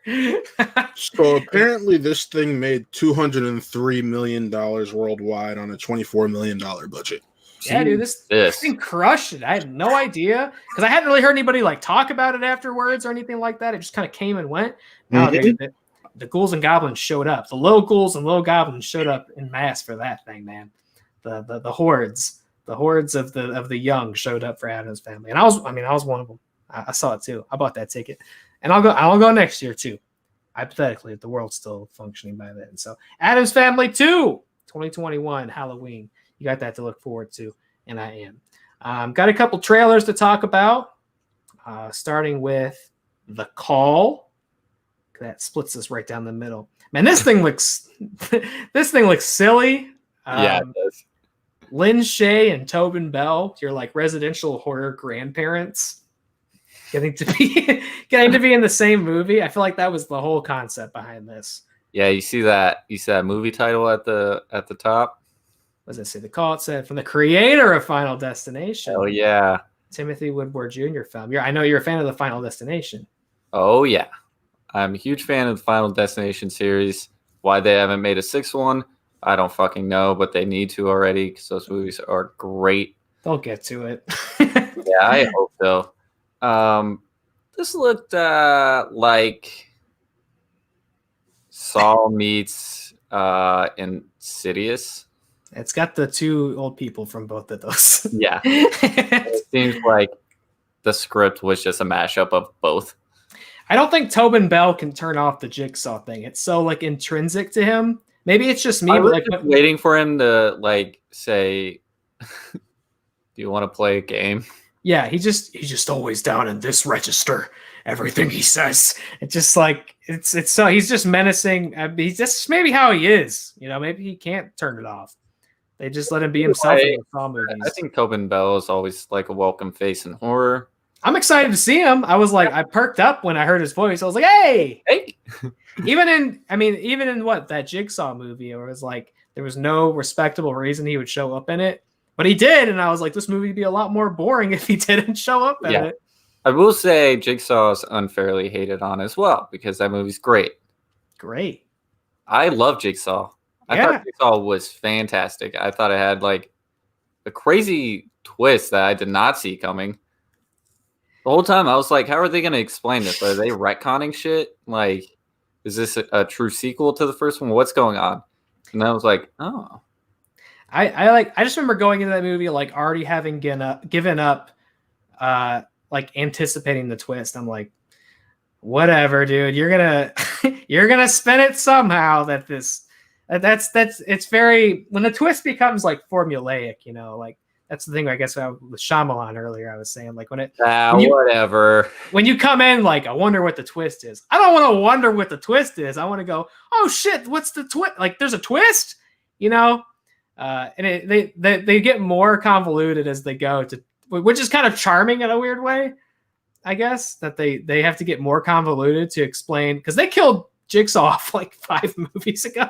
Yeah, and they're like, shit, how do we get Tobin Bell in it? Because that's like that's the brand, right? Yeah. So like the gymnastics they do to figure out how he comes back are almost kind of charming in a way. Just want to say I'm very excited for Spiral. Let's get back to the Call. I am looking forward to Spiral. Like the Call? Do we like the Call? Yeah. Would you dial long distance for the Call? It depends on how many minutes I have. These days, I don't feel like I have many minutes for anything else. I would maybe watch this. I think this is actually out, right? Is it? Well, because I know. Because I don't know if it's VOD or anything yet, but I think I noticed that. This is kind of a tangent, but I was looking into that Spontaneous movie, right? The one about the kids who explode. Oh, yeah. When I Googled it, it was screening at not the drive-in I usually go to, but one that was a little further away with this. Because I was like, what's the Call? And I pulled it up and I was like, so mad. I really wished I was like doing nothing. Spontaneous is already out? Only that it's not VOD yet either. Only in that way. But I was like, damn, I'll go watch that exploding kids movie and also this movie with Tobin Bell and Lynn Shay in it. That sounds like a fun like double feature. Yeah, I really wished I just like didn't have so much going on that I could just be like, I'll go drive 40 minutes and watch those. Yeah, I wish my work schedule didn't run over into like spooky hours. Yeah, I need to take some PTO time for spooky hours. Yeah. This looks all right, you know. I think the charm is just seeing these 2 actors be in the same movie. Yeah. Yeah, absolutely. That looks fun. I'll definitely check it out. I think it looks like there's some good scares, so. Yeah. Check out the Call. Also got a trailer for something called Mortal. Hell yeah. What can you tell me about Mortal? So Mortal's about a guy who has like powers that like correlate to Norse like gods. Oh, Norse. Vikings. Yeah. I don't know. This looks so fucking cool though. Not really. I always mix this up. That's Alex Wolf, right? That's Nat Wolf. That's Nat Wolf? Yeah. What the hell? I can't figure these guys out. There's so many wolves out there. But this looks cool as shit. Like I said, not very horror, but more of like sci-fi fantasy. But we'll cover really anything from horror to thriller and everything in between. So this falls in there. I think it looks cool as shit. Yeah, look. Again, another one of these things that I like hadn't heard of, and then there was a trailer, and I was like, "Whoa!" It's from the director of Scary Stories to Tell in the Dark, and Andre Overdahl. Yeah, Overdahl or something like Overdahl Of Troll Hunter fame. I fucking love Troll Hunter. Yeah. So this okay, looks cool. It reminds me a lot of like Chronicle, or I can't remember this movie. It had Brendan Thwaites or whatever his name is, and Lawrence Fishburne in it. It was a small sci-fi movie. I don't know. I'm not sure. I think it was called like the Signal or Signals or something like that. It was really cool. You're right. I think you're right. Really cool. It reminds me a lot of that as well. So it also kind of looks like these weird like pseudo X-Men things that have come out. Like, I mean, I never watched New Mutants, but kind of like that, or like Legion. I never watched that either, but it like looks like whatever that genre is. Like, kind of scary superpowers. There's like, isn't there some new like Marvel horror show coming out soon? Like Hellstrom, I think. What is? Yeah, you know what I'm talking about? We talked about Hellstrom a few months ago. Actually, that was when because I brought it up. It was announced at like Comic-Con at home, I think. Yeah, what is that thing? It's based on. It's like a Constantine version of a Marvel version of Constantine, kind of. That's the easiest way to describe it. It looks insane. I know we didn't get much of it at Comic-Con, but I was watching the trailer the other day, and I'm like, holy shit, this looks better than they advertised it. So Was that something they made like after the acquisition, or like was this like a holdover? This is one of those things that was announced. It was a Fox property. Yeah. It's on the Hulu. Yeah, it was Okay. supposed to be Fox. Well, it was made by Fox, going to Hulu because Disney owns Fox. It just Right. made the most sense. And So it's not MCU canon. no, it's not MCU canon. It's Okay. it's like But yeah, hey, it does remind me a lot of that. But I'm super, super stoked for Immortal. I think it looks so cool, so fun. Yeah, I'm into it, and I love how these movies just show up like they're ready for me to watch. I don't know they exist, and they show up and they look good, and there they are. You can just get them right away. We also got a trailer for Truth Seekers. This is Prime, right? This is a Prime thing. This is a new horror comedy series about Nick Frost and Simon Pegg and their crew of paranormal investigators hunting ghosts and shit. Looks funny. Yeah. I was excited to see those two team up. This looks so much fun, like seeing these two back together. Yeah. And you know, I love what Amazon's doing with their shows. I mean, this looks great. Utopia, if you haven't watched Utopia yet, anybody, like, check Utopia out. That shit's so good, so cool. And if you haven't been watching The Voice, I don't know what the fuck you're doing, because that show's also brilliant. Amazon's on a run. So this is going to be another hit for them. I already know it. This looks so cool. It feels good to see this team back together. I mean, I know it's not an Edgar Wright thing, but even still, looks like a lot of fun all the same. Yeah, I mean, Edgar Wright wasn't all of the chemistry. I mean, there's such good chemistry between those two. So yeah. So as long as the writing's solid, you know, I see no reason these two aren't going to have a blast with it. Definitely want to check this out. And lastly, we got a teaser. We talked about him earlier. We talked about his wife earlier. Paul and Mila are back, baby. We got a teaser from Monster Hunter. Look at these guys. I didn't know T.I. was in this till I watched. Yeah, I didn't know either. And then what's his name down there? I don't know. The Dr. Doom guy. What's his name? You know what? You know who he's in? Is that him? Is it him? Is that Toby something? You know, if that's who I think it is, he's in a little movie called The Hurricane Heist, which rips ass. That's Diego. His last name. Yeah, that's not Toby. Whatever. That come into it was about. That's super funny. Agents. He played the brother of the new lead in the newest Terminator shitbox. Yeah. No, Terminator shitbox. It's Terminator shitbox. Terminator shitbox. Terminator Dark Fate ruled. I like Dark Fuck Fate. up. Get out of here, man. I was already out. But here. Hyped up on Mountain Dew and tequila. Hold on. He's on one. It's an amalgamation of all the things that didn't work in the three previous films. Nope, that's a lie. All right, bye-bye. Anyways. Monster Hunter. Monster Hunter looks like a pile of shit. It looks like Monster Hunter shitbox. Dude, we live in the Dark Fate. We don't need movies about Dark Fates. I don't know. I never played the Monster Hunter games, full transparency. But I don't think they look like this. Me neither.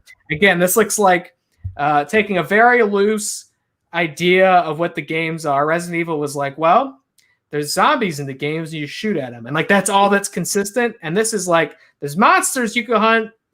That's I'm it. Say something very, I don't know. It might be a hot take. Okay. I feel like Paul W.S. Anderson is on the path of U-Bowl. I mean, I would say Paul W.S. Anderson walked so Uwe Boll could run. I feel like he laid down the brickwork of like, I'm going to take a video game and make a shitty movie about it and make enough money to do it again and then do it again.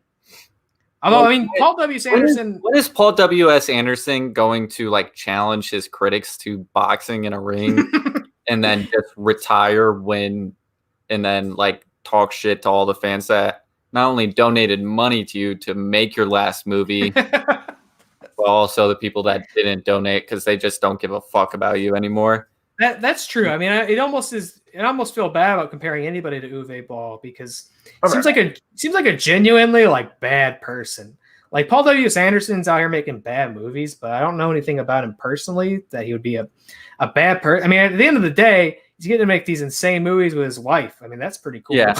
I mean, as long as they're having a good time. Really, like anywhere close to the shitty person that you Bowl is. Yeah, no, Uwe Boll seems like a genuinely. Although I never found out if this is really him, but there was a Letterboxd account that was supposedly Uwe Ball, and he would just like 1-star shit on all these acclaimed movies and have like these great like 2-sentence reviews. And I don't know if it ever came out whether it was genuinely him, but a lot of people seem to believe it was. Oh, it was probably him. It was super funny. Like it got a chortle out of me quite a bit. Anyways, this 17 seconds of Paul W. Anderson's Monster Hunter did not get me excited in the least bit. This looks bad, and I gotta think the fans of these games are not going. I mean, they already knew. Like they knew. Right. They knew as soon as this was announced not to have any hope for it, I'm sure. And it seems that the bar was probably low, and I don't think it cleared it. It's just a bunch of people shooting guns at, I mean, it pops out of the sand. It's kind of like a graboid with legs or whatever. I don't know. Maybe that monster is something from the games. Like, so maybe there's that much. This thing looks like, what was it? Shitbox. Shit sandbox. This looks like a low effort, like Monster Hunter in name only. I don't even know anything about the games, but I know this doesn't look like Monster Hunter. So, I mean, that's what we all expected. That's coming out this year? Question mark? Are they saying that's coming out this year? I don't give a shit. I mean, I guess that would be the movie. And if they had the balls to put out a movie, I guess put out Paul W.S. Anderson's adaptation of Monster Hunter, and maybe that's the last movie that ever plays in theaters. Nail in the coffin for theaters, and or what if this was the movie that? What if this was the movie Christopher Nolan wanted Tenet to be, and they put out Monster Hunter, and everybody came to the theaters and saw it, and it made $2 billion, and it saved all the multiplexes, and I would stand in traffic if that happened. Like no movies come out for 3 months and they put this out and everybody's like, I missed the movie so much. Let's go watch Monster Hunter. And it's the highest grossing film of the year. I think what's highest grossing film of the year now? I think it's Sonic, isn't it? I hope. That rules. Imagine going back in time. Imagine going back a year ago and being like, actually, this bitch is going to be the highest grossing movie of the year. And honestly, at this rate, Oscar contender. I feel like there's no way there's an Oscars this year. I think they should do Oscars for the meme, and I feel like there's some categories. There's some categories in there at this point where it's like I don't know what did it better than Sonic. Yeah, I don't know what did it better than Sonic because it was barge people. Wow, I have not invoked the barge. You want me to bring the barge people back, huh? I wish I had. We literally watched the trailer right before the show for the barge people. Yeah. You can rent it for $3.99. Barge people. Okay, people, Connor wants to watch the barge people. I'd forgotten about barge people. I haven't. That motherfucker haunts my dreams. All right, it looked like a good movie until you see the makeup job.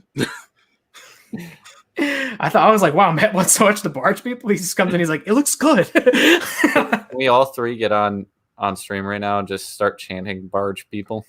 Barge people. Barge people. Barge people. Barge people. Barge people. Barge people. Barge people. Great. This segment brought to you by Dugarita. Great. Welcome, new viewers and listeners to the show. Did you just cheers the microphone with your Dugarita? That's a good move. I ran out of Blue Moon. I wiped him out. That was the last Blue Moon. You want a Dugarita?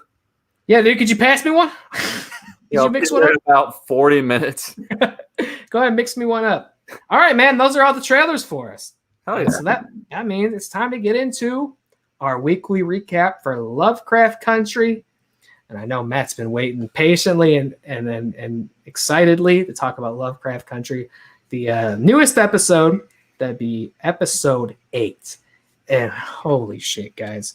Guys, I don't say it every week because I didn't say it last week. But guys, why is this show always so good? How do they keep doing this? Yeah, this is my a God. huge step up from the last episode. Oh. Oh my God. This is the probably scariest episode yet. Yes, Scariest this is the scariest episode by far. Yeah. And there's been some scary episodes. Yeah. Yeah.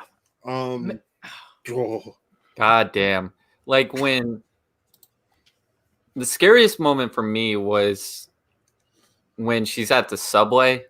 You just see them coming up the stairs. I was my like, God. oh God, that creeped me out. That was creepy to me, but the scariest moment was all too real for me, and that's when she got pulled aside by the cops. Oh yeah. I was completely unnerved by that scene. Being in similar situations, all I could be is like, oh, I was like, even though I had seen the trailer and knew we were going to get way past this point with her, I was like, yeah, they're going to fucking kill her. They're going to fucking kill her. They're going to fucking kill her. Especially with how we open up with the episode, where we learn that her best friend had been brutally murdered. Yeah. Let's talk about the overall story of the episode. Not only brutally murdered, but her best friend, who they called up to this point Bobo, like his nickname, we learned was Emmett Till, the real life Emmett Till. And I'd seen people, I don't think we ever touched about it on the show before, but I'd seen people theorizing that that's who it was based on some things that the character had said in the episode 3 when they're playing with the Ouija board. Yeah, I think that had been a theory that was in fact, or maybe it was outright confirmed that it was actually Emmett Till. And now, yes, we open up this episode with the funeral of Emmett Till, and Atticus is there, and Dee and Letty and Montrose, and basically the entire community has shown up on the hottest day of the summer.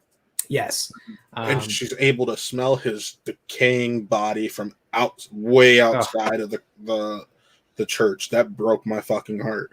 Yeah, horrifying. And then there's that conflict where the adults are arguing whether she should even be there, and Montrose is the one who very sadly comes in and says, like, no, she needs to be here because basically this is like a rite of passage. Yeah. You know, coming from him who's survived Tulsa, right? This kind of heartbreak and horror. Sadly, this probably won't be the last time she experiences or witnesses something like that. That's coming from him. So no, like, she needs to be here. She needs to see this and live this.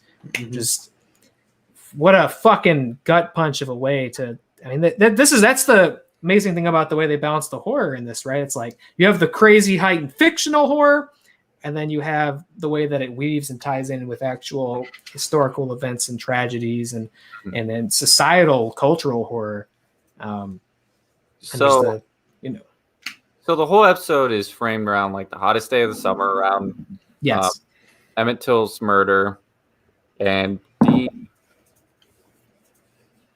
with the pain of Emmett Till's, her friend Bobo's death, kind of, runs off and gets stopped by the chief of police. Lancaster. Yeah, Lancaster. Who was also the head of like the magical society or whatever you want to call them. Gentlemen's Warlock Club. Yeah. Christina's rival. And a lot of this kind of lines up. Well, this moment lines up with the book. He stops Dee, who is Horace in the book, right? Yep. Yes. And and we got some stuff to talk about the book. Oh yeah. Something very interesting is in this. So basically, he said, "You're gonna spy for me, and basically tell me what's going on." Yes. Spits on his hand, rubs it on her forehead. Fucking disgusting. Yeah, disgusting. And basically, it makes her forehead burn, and she starts. In the book, it's a doll. In this, it's kind of these two. It's just a character from a book. Uncle Tom's Cabin. Yeah, these like racial characters come to life. Yeah. And you gotta love how it's the two girls who she just screamed at right before, just a demonized version of them. Yeah. God, they're scary. You can't tell anybody what's going on, otherwise her forehead starts burning and she starts choking. When she said, "I can't breathe" because of the cops. Oh my God. I was like, I was Yeah. like, oh no, oh no, oh no. Yeah, this not only was this episode scary because of the imagery, just like the things going on in the episode were also very fucking terrifying because they were very real. And prescient. I mean, Yeah. this is obviously filmed, prior to George Floyd's murder. Started filming July 2018. But like, I mean, obviously this comes from a lot of these ideas and stories come from history, and to what sort of this episode kicks off on with what Montrose is saying. It's like it's not over, it keeps going.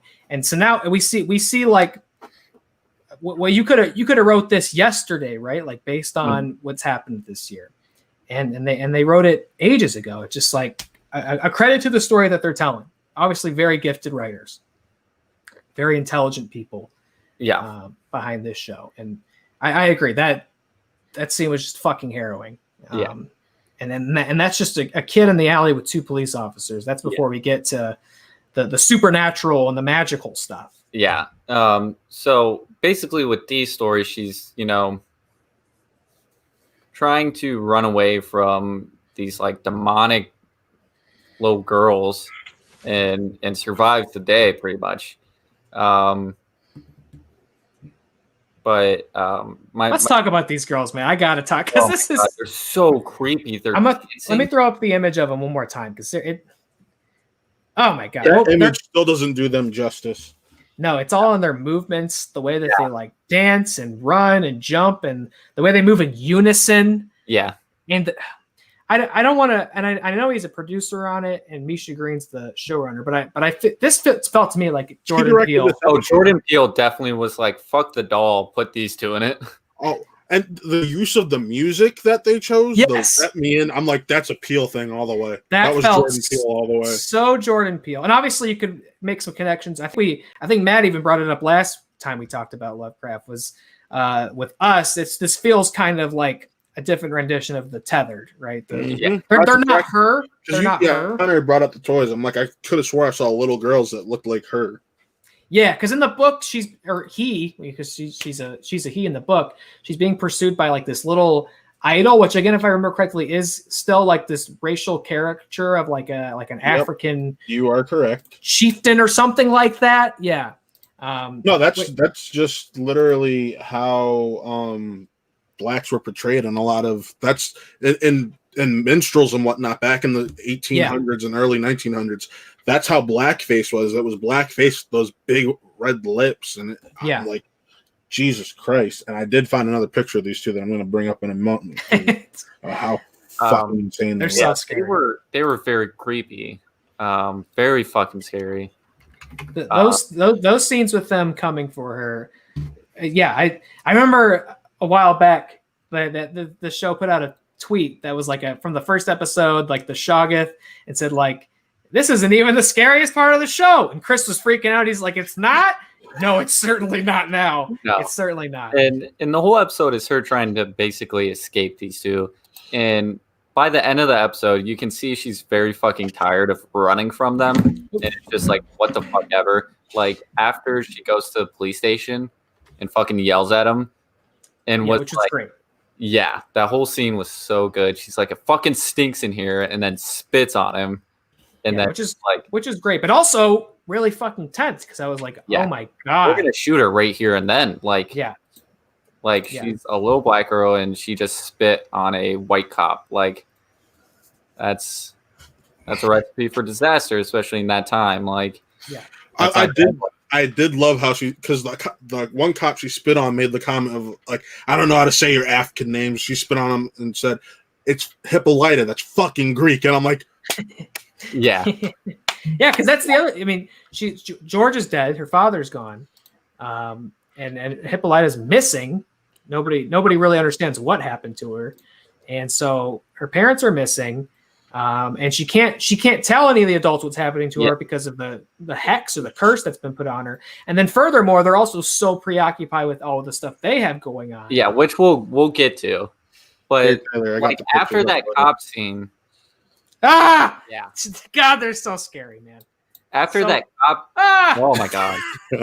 Yeah, right. As soon as they show up, again, everything is working to how scary they are. Their movements, their performances, the way they're depicted, the music. It just, I was like, this is such a good horror episode. This truly is a horror episode. Yeah, and after the cop scene where she's like going back home, like that whole scene, like she just like a deep sigh and just like looks back, sees one of them following her, and she's like, "What the fuck ever? Like, I'm going home."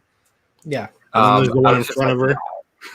just Huh? screams at it. And then there's the Yeah. one in front of her, like she's cornered by him, and she's just like, Yeah. "Fuck this shit!" Screams, bikes away. Yeah. They're- All it's that great, was yeah. so good. It ends up with her, you know, being like fighting them off, but then Mantra. Montrose comes in and like holds her, but one of them like bites into her arm. Yeah, And and he can't goes- see them. None of Yeah, the adults he can goes- see them. Yeah. He's always Nobody pointing in like, "Do you general see can- that?" Nobody in general can see him. Yeah, no one can see him she except her. goes. She's pretty much unconscious at this point. But another underlying story is what happened in the previous episode, and we talked about it last episode. You know, where are they going with, you know, Tick coming back with Lovecraft Country. Lovecraft Country, like the book? Oh my god! When I heard, I was like, "Holy shit!" No, that's not the one. It's not by Yeah. Matt Ruff. Yeah, it's Not by but Matt although Ruff. it sounds like, for all intents and purposes, It it is is. Matt It Ruff. just doesn't. It's not written by. Matt It's got Ruff. some differences. Like D's a guy, Christina's the guy. There's George lives. George, Yeah. I Which was is like- all stuff that happens in the book. He has the book. He's like, Yeah. but for the most part, it's spot on. to what's It's been going written on. by his son. He went Yes. to. We find And out he what's went his to the son's future. name? George Freeman. Yep. Which when he came back in the recap before the show started, I was like, oh, it says George. Did his uncle write it? I was like, how did I miss that? But no, I would have been wrong even if I thought so. Yeah, man, his son. He went to the future. We don't see that, but he briefly says, like, I was there for just a minute. Didn't he say a woman with a robot arm handed it to him? Yeah, which tells me it's the same people as Hippolyta that had it, because that was a woman with a robot arm. Oh, yeah. Yeah, he's got a book written by his son that also he says, oh, they're going to the Christina, or in this book, Caleb is going to use me as a sacrifice and a ritual to become immortal. And through this episode, we are seeing Christina apparently on her way to attempt, or maybe even, it seems like in this she might her become immortal. It seems like she accomplishes it in this. Yeah, So, because she's at a dock with two guys. Oh God, and that's And they're like, "Are you sure you want to do this?"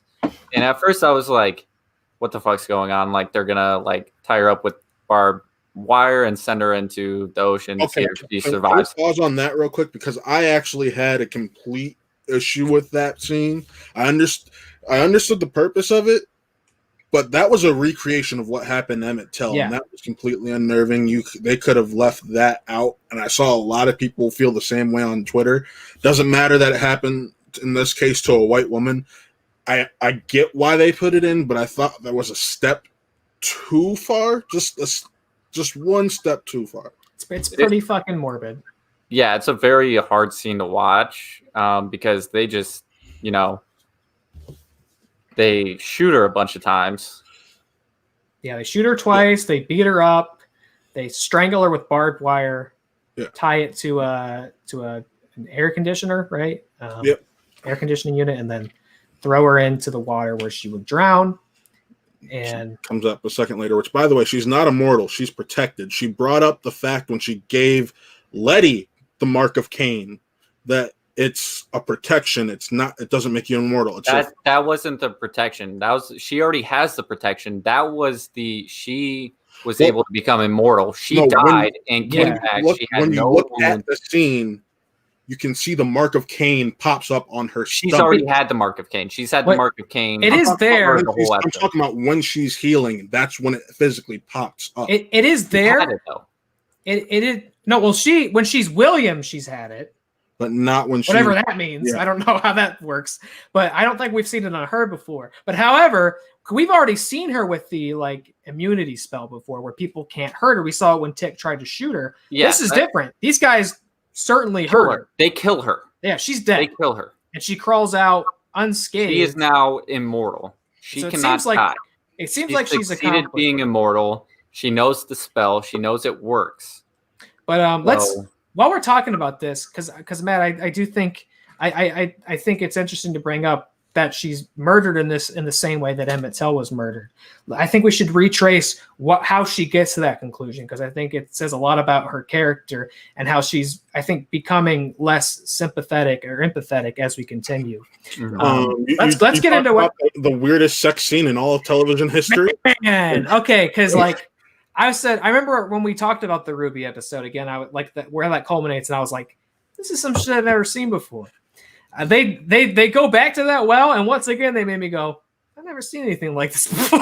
I do gotta say that confused me, because I'm like, unless they had sex for like 5 hours, Maybe they did.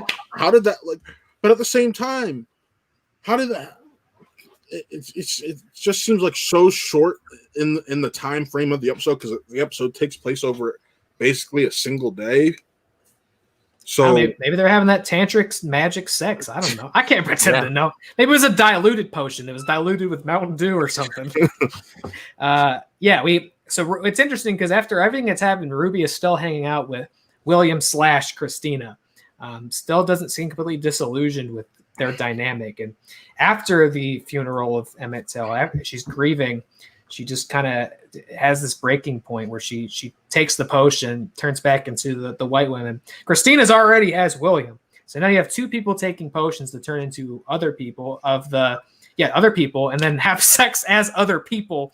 And then we have Ruby ripping off the white flesh as basically as she climaxes. no, she's not ripping it off. It's just It's falling off. Yeah, It's falling off. But it was an insane, strange, bloody, gruesome, erotic scene where I'm like, I've never seen any shit like this before. This show keeps making me say it, which rules, man. This I dug the scene. I mean, look, I'm not saying like, oh, that was too weird. No, dude. Hell yeah, get weird. This was a crazy scene. Taylor wants that tantric, weird, bloody scene. Now talk about earning your Red Wings. Bastard. You know, it's a very weird, crazy scene. But then, what we learned about the psychology of that scene and why it happens, it's actually quite sad.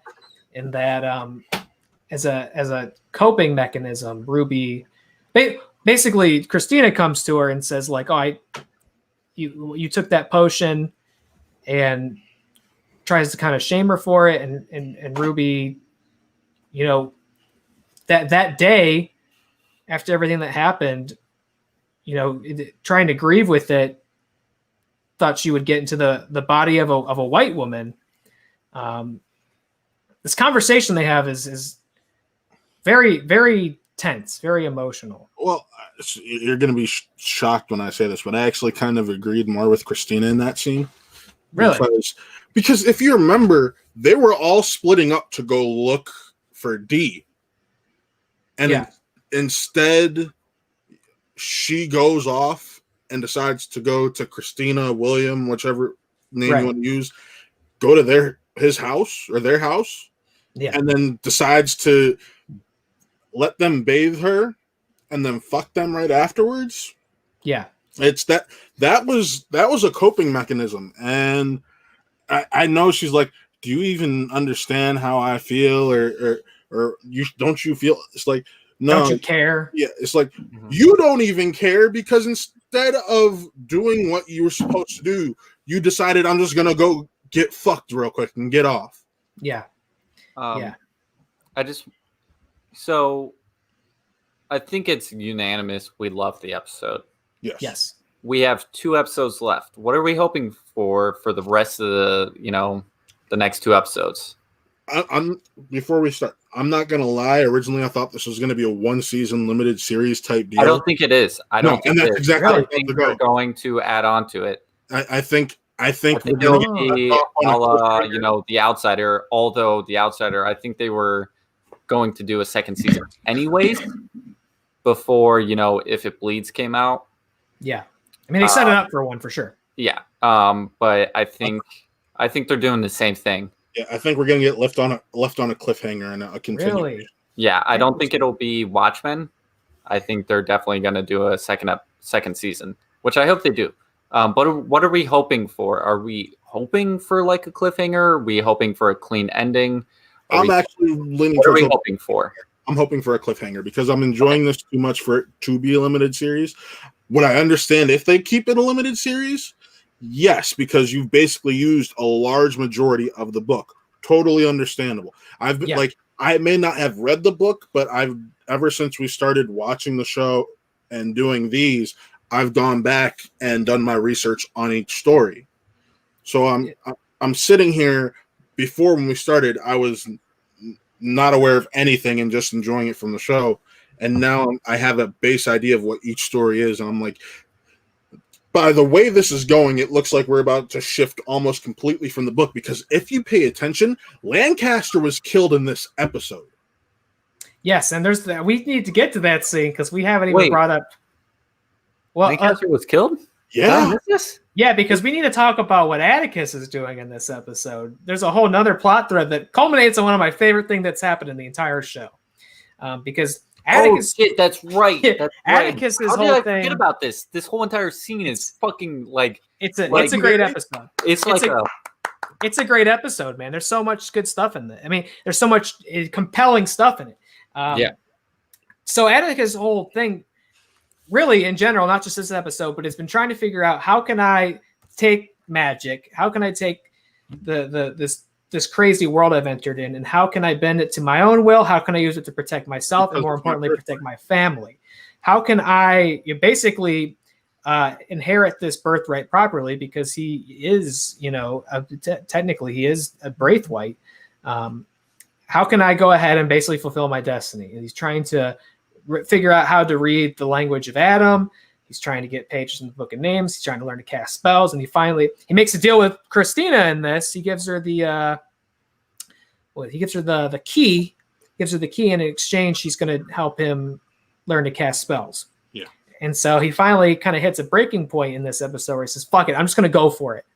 I'm going to go for it." Oh, and also, we learn more about the relationship between Montrose and Tick's mom, where he never treated on, like, you gain a little bit that respect you lost from Montrose. This episode, last episode we hated Montrose. I don't know about you guys, but Montrose, you're like, all right, you're being selfish, Montrose. Yep. This episode, you're like applauding him. Like his shift in character was so like monumental, where I loved Montrose in this episode. I think that's been the thing back and forth with this character. You hate him, love him, and hate him, which is the same in the book, but it's more fleshed out in this. Yes. Montrose has a lot more to do. Yeah. And they build his character more, and he has a more meaningful arc. This episode is so fucking good. This is my favorite episode. And I feel like I say that literally every time, save for last episode. I think this episode this is my favorite episode yet. This is my favorite episode. I think this episode so far is the best thing, where it's cutting between different plot lines in action, and they all connect in a way that's super, very natural and organic, and is, it never feels like, we're going to this plot. No, everything that happens in this episode so compelling and so well done. And all the things we were disappointed in not hearing about last episode, they bring it up. Because guess who's back? Gia comes back in this. Yeah. The Korean Kumio, the nine-tailed fox spirit from when Atticus served in the Korean War, has come back to find him. Basically, it seems like to warn him of his impending doom. And Letty's not happy to see her. They have a huge blow up. And Letty's mad that he'd never told her about this, but I was like, how's this guy supposed to tell you about it? Oh, I mean, when I was in Korea, this girl, she had 9 tails. They went into my eyes, into my stomach. Who knows? Maybe into my asshole. I don't know. And there's 9 tentacles. They went somewhere. She told me I was going to die. I mean, I guess after like a couple of like ghosts and monsters and magic, maybe at some point he could have been like, all right, well, I think you'll probably believe me now, so I'm going to tell you this. But yeah, she's very mad. They definitely have a huge blow up because of it. And he very kind of cruelly says to Gia, like, I don't want to see you. Get out of here. What we had wasn't real. And the whole reason she came there is because she truly loves him. And that's why she wants to warn him and try to save him. But he basically rejects her warning, and just tries to, make up with Letty. And all these omens and all these threats are eventually what makes him decide, fuck it, I'm just going to cast one of these spells. Kind of got a bit of a light show going on over there. Yeah, hell yeah. No, stop it. You're going to scare Chris. Chris just looked up. Chris somewhere in the shadows. Hey, Chris, do you want to see that again? Hey, Pull it Chris. up for Chris. I don't know if he can hear us still. He can. Chris, look up. Hey, Chris, look up. No, he can't hear us anymore, I don't think. This is very weird because people are like, where's Chris? Were you guys talking to Chris? Now he's looking up. Chris, this is the scariest. Oh, hand over the mouth. Chris, this was the scariest episode. Overall, I'm really excited. I love this episode, and it made me really excited for the final 2 episodes. I love this show. All of us got into watching the trailers. The trailer for the next episode looks insane. But guys, I don't want to talk about that. I got to talk about one more scene. We'll just cut to the chase. Cut to the chase because Atticus cast So let's spell. preface it. So Tish was in a church. Christina comes to visit her, and she's like, I'll give you these negatives of the lost pages of Adam, the book of Adam, and you just have to give the spell of protection to Tick. And she said, no, not for Tick, for you. I'll give the protection, the spell of protection to you. And so the cops are, when Dee was like, I'm not giving you shit to the cops, they go to Tish's house, the house of Winthrop. And they're fucking Lancaster tries to walk in, but there's the protection spell in the house, so he can't get in. So he's like fucking lighted up. So they start shooting the house. And that makes them freak out. They're like, he knows magic. He can't come in. Yeah. So Tick is coming back to, make up with Tish. And he sees all the cops there. And one of the cops see Tick. And they're like, freeze. And he's like, I'm not doing anything. Like, and puts his hands up. And then next thing you know, the cop shoots him. And you see the bullet going through. And Letty's running. She's trying because she knows she's invulnerable. And oh my God, what happens next? Taylor, take it away. Well, and this was the moment. You're like, either the spell did work and we don't know what it's doing, or it didn't work and Tick's about to get shot. And I could have believed either was going to happen. I was on the edge of my seat. And man, when I tell you, I don't even know what to say. I think you would say I hollered. I whooped. Yeah. Because the ground explodes in front of him. This. My fiance is asleep.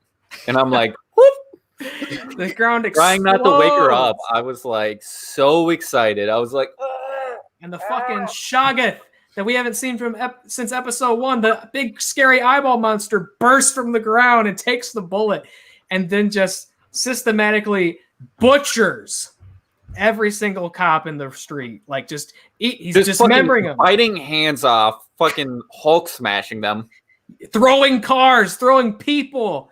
Yeah, when you see, I think it was Lancaster, you just see him fucking launched. Oh no, his arm ripped off. And then he gets yeeted. Yeah, that. Like you just see him yeeted, and I'm like, oh hell yeah. I was just like, yeah. I was loving seeing a goddamn Lovecraftian horror butchered racist police. Yeah. What a great thing I wish to watch. would happen in real life. Let's be honest. Yeah, it was cathartic.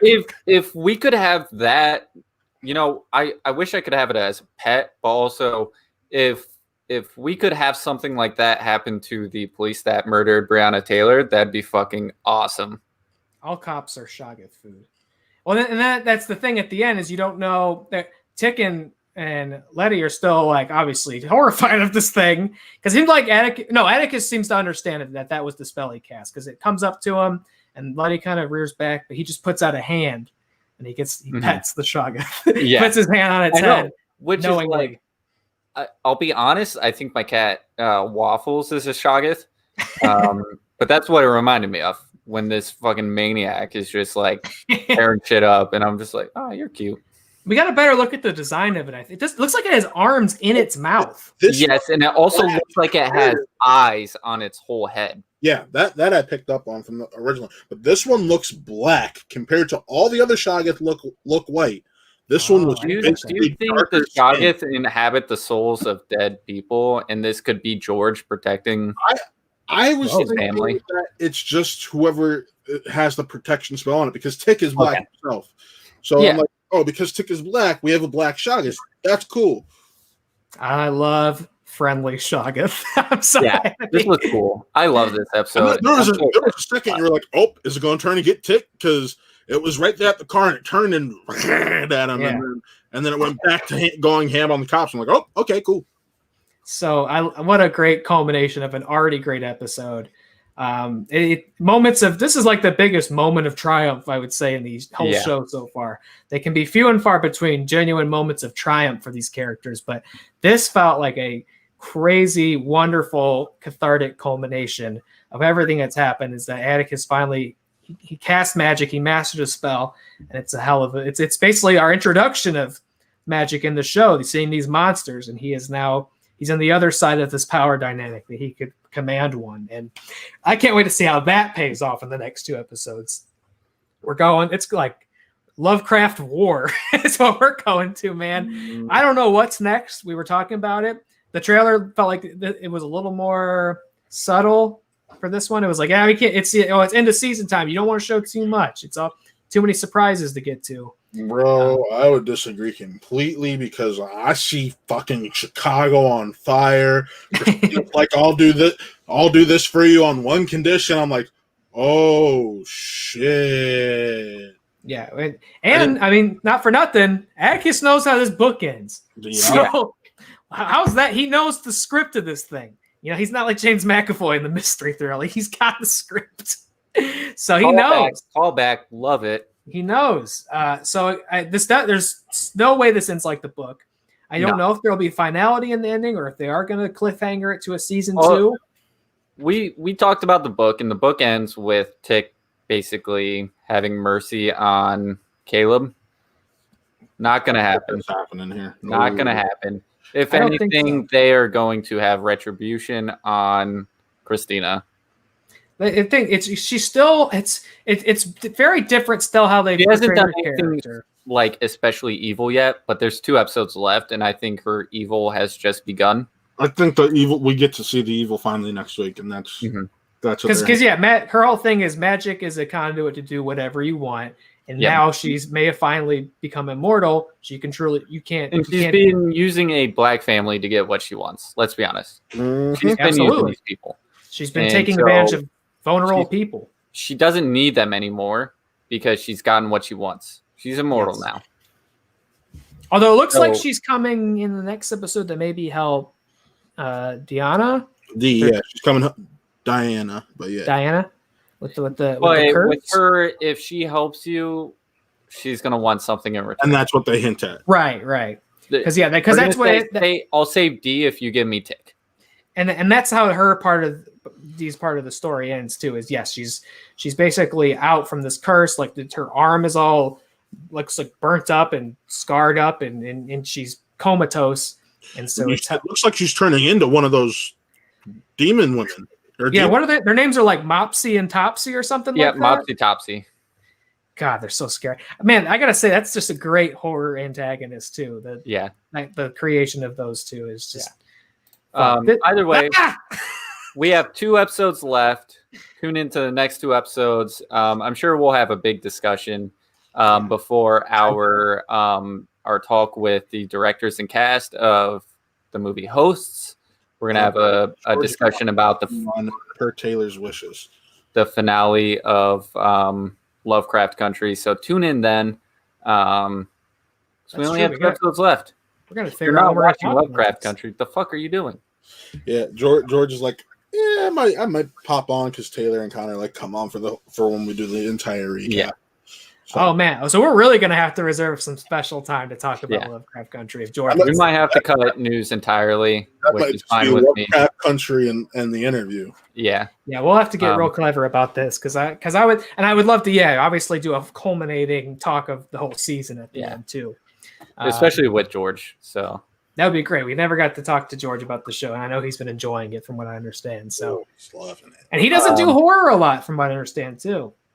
See, here's the thing. I had to fight him until award season to watch Get Out. And Taylor, you even remember when we were at the press screening of Us, he's like, if it weren't for the fact I saw Get Out, I wouldn't even be watching this. He's like he's like the fact that Jordan Peele's name is on this and it's horror because he does this elevated horror that focuses on the Black experience. That is why he watches this stuff. we're not a fan of the term elevated horror. We like horror adjacent. Well, look, if anything was elevated, it's this show. The show rules. Yeah. I love this show, man. We have one more review to go. What And are we now talking about? for something different, ladies and gentlemen, it's a HUBIE Halloween. Hell yeah. We're talking about the latest Adam Sandler Netflix comedy, And this- spooky comedy. This is pretty huge because we have a special guest who probably the only time we'll ever see him on this show. Oh, I hope not. Well, we've seen him before. Yo. We've seen him before. Chris Anthony Oh, Lopez that's with a fresh cut. Yeah, Oh, man. shit. That is a fresh cut. No fro. Yeah. He had to drive 90 minutes away just to get a Black person to cut his hair. Oh, Right. no. Yeah, Oh it my was God. this whole thing, but I got it done. And now all my hair is gone, so we don't have to worry about that anymore. Ladies and gentlemen, Chris Lopez, how you doing, man? I'm all right, dude. I'm hanging in there. I couldn't listen to you guys chat Lovecraft because I'm not caught up, unfortunately. Are you watching it? No, I'm He's not only seen watching the first episode. Chris, It gets scarier. Oh, great. That's what I love to hear. This is the scariest episode yet that we just watched. you have until October 22nd to watch the entire series. We want you on with George to talk the entire series. With George, oh, that's extra incentive. Yeah. I feel like I have to now. Yeah, we'll see. We'll see how we telegraph the final Lovecraft conversation with all the guests and stuff we got going. Well, we're definitely gonna have to make some special time for it. Before the month's over, we're gonna have to make some special time. I would love if you joined, Chris, and we might just have to do like a whole dedicated stream or video to it. Doing it really scared, maybe a little too packed, especially if y'all have guests that day. You might be right. I don't know. We would never go too long on this show. Never. Honestly, Never. I will say this. We're on the last review, and this episode is only an hour and 53 minutes so far. Right. Make a great time. But it's too bad because I'm pretty sure we're going to talk about HUBIE Halloween for 90 minutes. So at least Yeah. Wait a second. I just want to say we're going to be talking about HUBIE Halloween. This movie is sure to become a Halloween classic in the following years. Chris looks skeptical. Chris, Guys, how do you like HUBIE Halloween? loved it. I loved it. I had a fun time with it. I really enjoyed it. Chris, It was nothing fine. much? It was fine. Look, I'll say this for It's arguably his. and he's out. It's arguably his best Netflix film. Arguably. That's gonna say fine is like a pretty high quality bar for a Netflix Adam Sandler thing. If this came out in theaters, I would see it. Yeah, I watch this in theaters. Oh man, if I would have paid for this, oh god. I would have been fine if I paid $10 for this. I would have enjoyed. Yeah, I agree. feel like it would be $10 worth spent. There you go. That's an endorsement for HUBIE Halloween. This is definitely not the worst movie ever made. Threat. There's an endorsement. Definitely not. This was so much fun. I will say there's a few plot holes where I was like thinking back after the movie where I was like, well, that doesn't make any sense. But we'll I get don't know there. these plot holes. What plot? I didn't. Okay. We'll get there. We'll get there. Let's talk about the story first. So HUBIE Halloween is based on let's see. It's about this guy who lives with his mom. His name's Hubie Dubois. Hubert's Dubois. Schubert Dubois. Hubie Dubois. His family goes back to the Salem witch trials. It takes place in Salem. And his favorite holiday is Halloween. And he's all about making sure everybody's safe on Halloween. And people make fun of him, bully him, all this stuff. And a mystery arises. Someone escapes from a mental institution. And let's talk about that for a second, because there's a few call-outs within the first 10 minutes to past Adam Sandler movies. First, we have Hell from Happy Gilmore. We were because you saw my reaction, because I was the first one to watch Dude, this. And I was loved like, it. oh my fucking god! Ben Oh Stiller my. reprising his role as Hell, the The intendant. nursery home attendant from Happy Gilmore. Happy Gilmore. And so that was insane. So this whole idea promises that basically all of Happy Madison is taking place in the same universe. Yep. So you have Hell, and then early on we have a lot of callbacks to O'Doyle. O'Doyle rules. O'Doyle Yeah. rules. O'Doyle rules, baby. They had a little O'Doyle in So this. I thought all of that was super fun. Like I was like, oh shit, we have Ben Stiller as Hell back. The What the orderly fuck? man from Happy Gilmore. Yeah. I was shocked. Connor, and then we have more O'Doyle, which has been missing from all of the Netflix movies. So this seemed like a classic, Happy Madison production. You have all these callbacks, all these like callbacks to these other Happy Madison movies. So much fun. But basically, he's being bullied by all these people, and a mystery rises. The patient from the mental institution. There's a possible werewolf. People are going missing. Pigs are being slaughtered. I love the Halloween homage. I just got to say that right now. Yeah. So that's basically the story. Hubie has to face his fears and solve a mystery going on in Salem. So we can dive deeper into everything. Well, I do got to say, one of my favorite jokes is when she's like, I know Halloween's your favorite holiday, Hubie. Well, we are Jewish, so that takes out Christmas, Easter. Yeah. I was like, yes. My favorite part is the joke shirts that his mom wears. Oh my god. Yes. Boner I tried donor. What's a finding boner if you can read this, you're in the fart zone. Yep. I tried finding that shirt. I can only find toddler size. It's like what kayaking makes me wet, I think, is one of them. Yeah. Old lady's wearing. Dying. There's like a jacket with 2 boxing gloves and it says "All hit it." I Yeah. did it or Fun something like that. fact, that actress is Sheldon's meme on Big Bang Theory. It's also a character on Good Girls, Oh, I didn't know. which I've been very vocal that you should definitely watch on NBC. Yeah, I watched it on. I've watched it on and off over the years. Yeah, it's good. But this movie's still fucking. So I want to say this is not a plot-heavy film. No, No. I would filled with describe red the herrings. movies.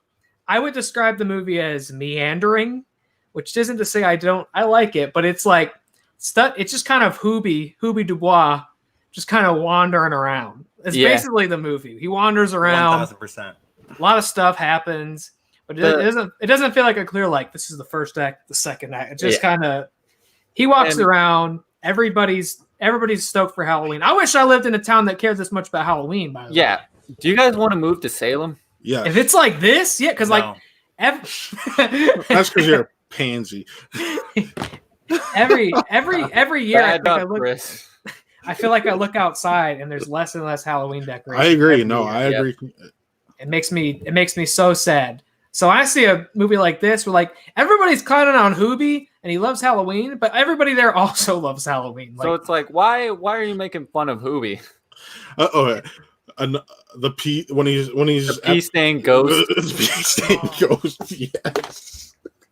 Are those pea stains? I'll say this, like, as silly as it, I laughed quite a bit. I laughed. I thought it was fun. It's a very sort of traditional Adam Sandler thing where he plays this lovable loser. And although this difference between like Hubie and like Billy Madison or Happy Gilmore is he's not an asshole.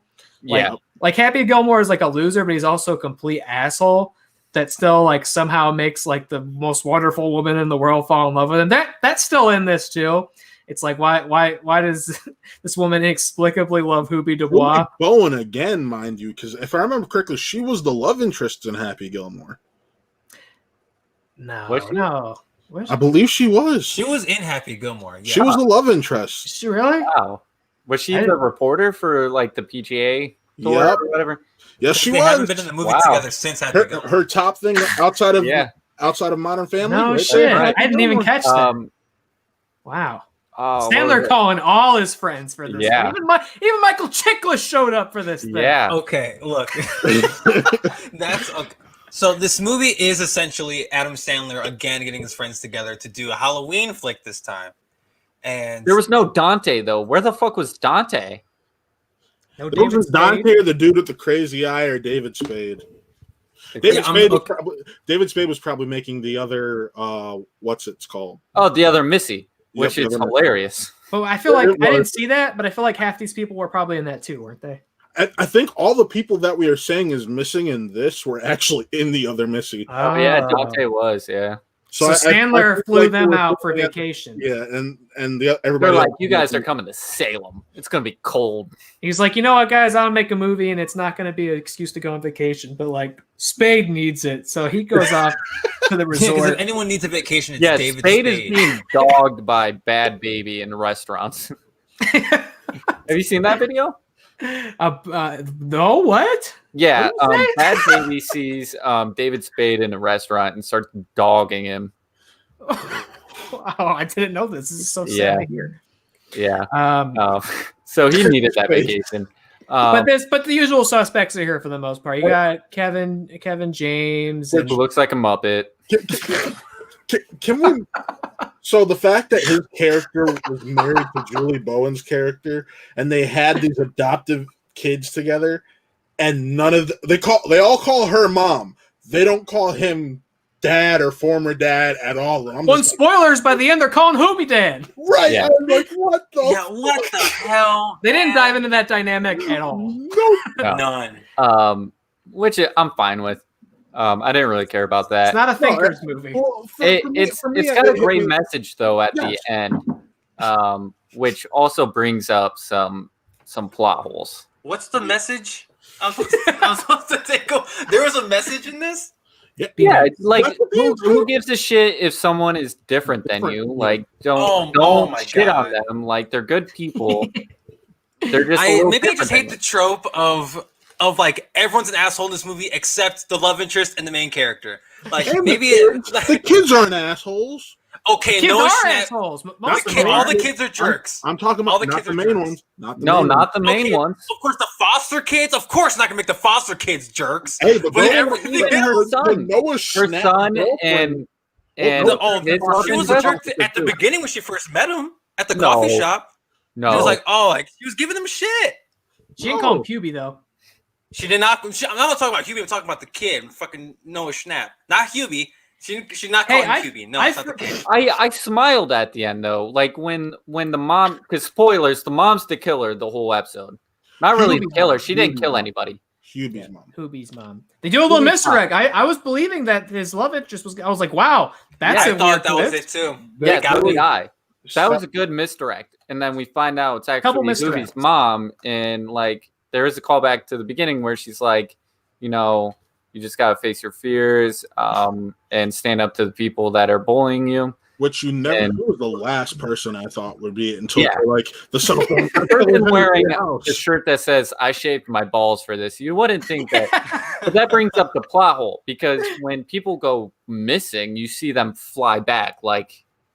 And She's using that. She's using one of those thermos grappling hooks. I bet. Is that what she's using? They don't I just made say it that. up. Damn Makes sense. That's what I figured. I That figured. thermos, I need a thermos like that.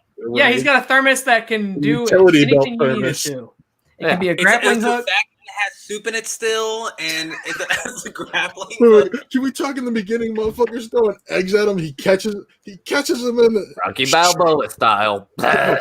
That's how I knew what I was getting myself into. So I had no idea. I barely saw the trailers or anything. I saw a trailer for this. I'm like, this movie doesn't look that great, but I might watch it anyway. Oh, it was And great.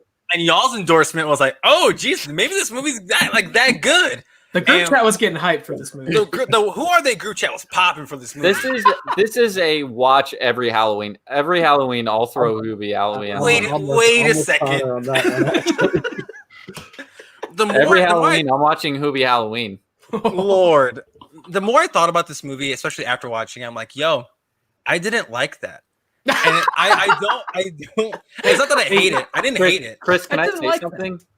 Please. Hocus Pocus was the same way when it first came out. Hocus Pocus bombed when it first came out. Oh, and I mean, I bet. It I'm is not a the biggest fan of cult Hocus Pocus. it's a I classic still now. watch it. That's a watch every It's a cult Halloween. classic. I think this will end up being a cult classic. This will be a cult classic.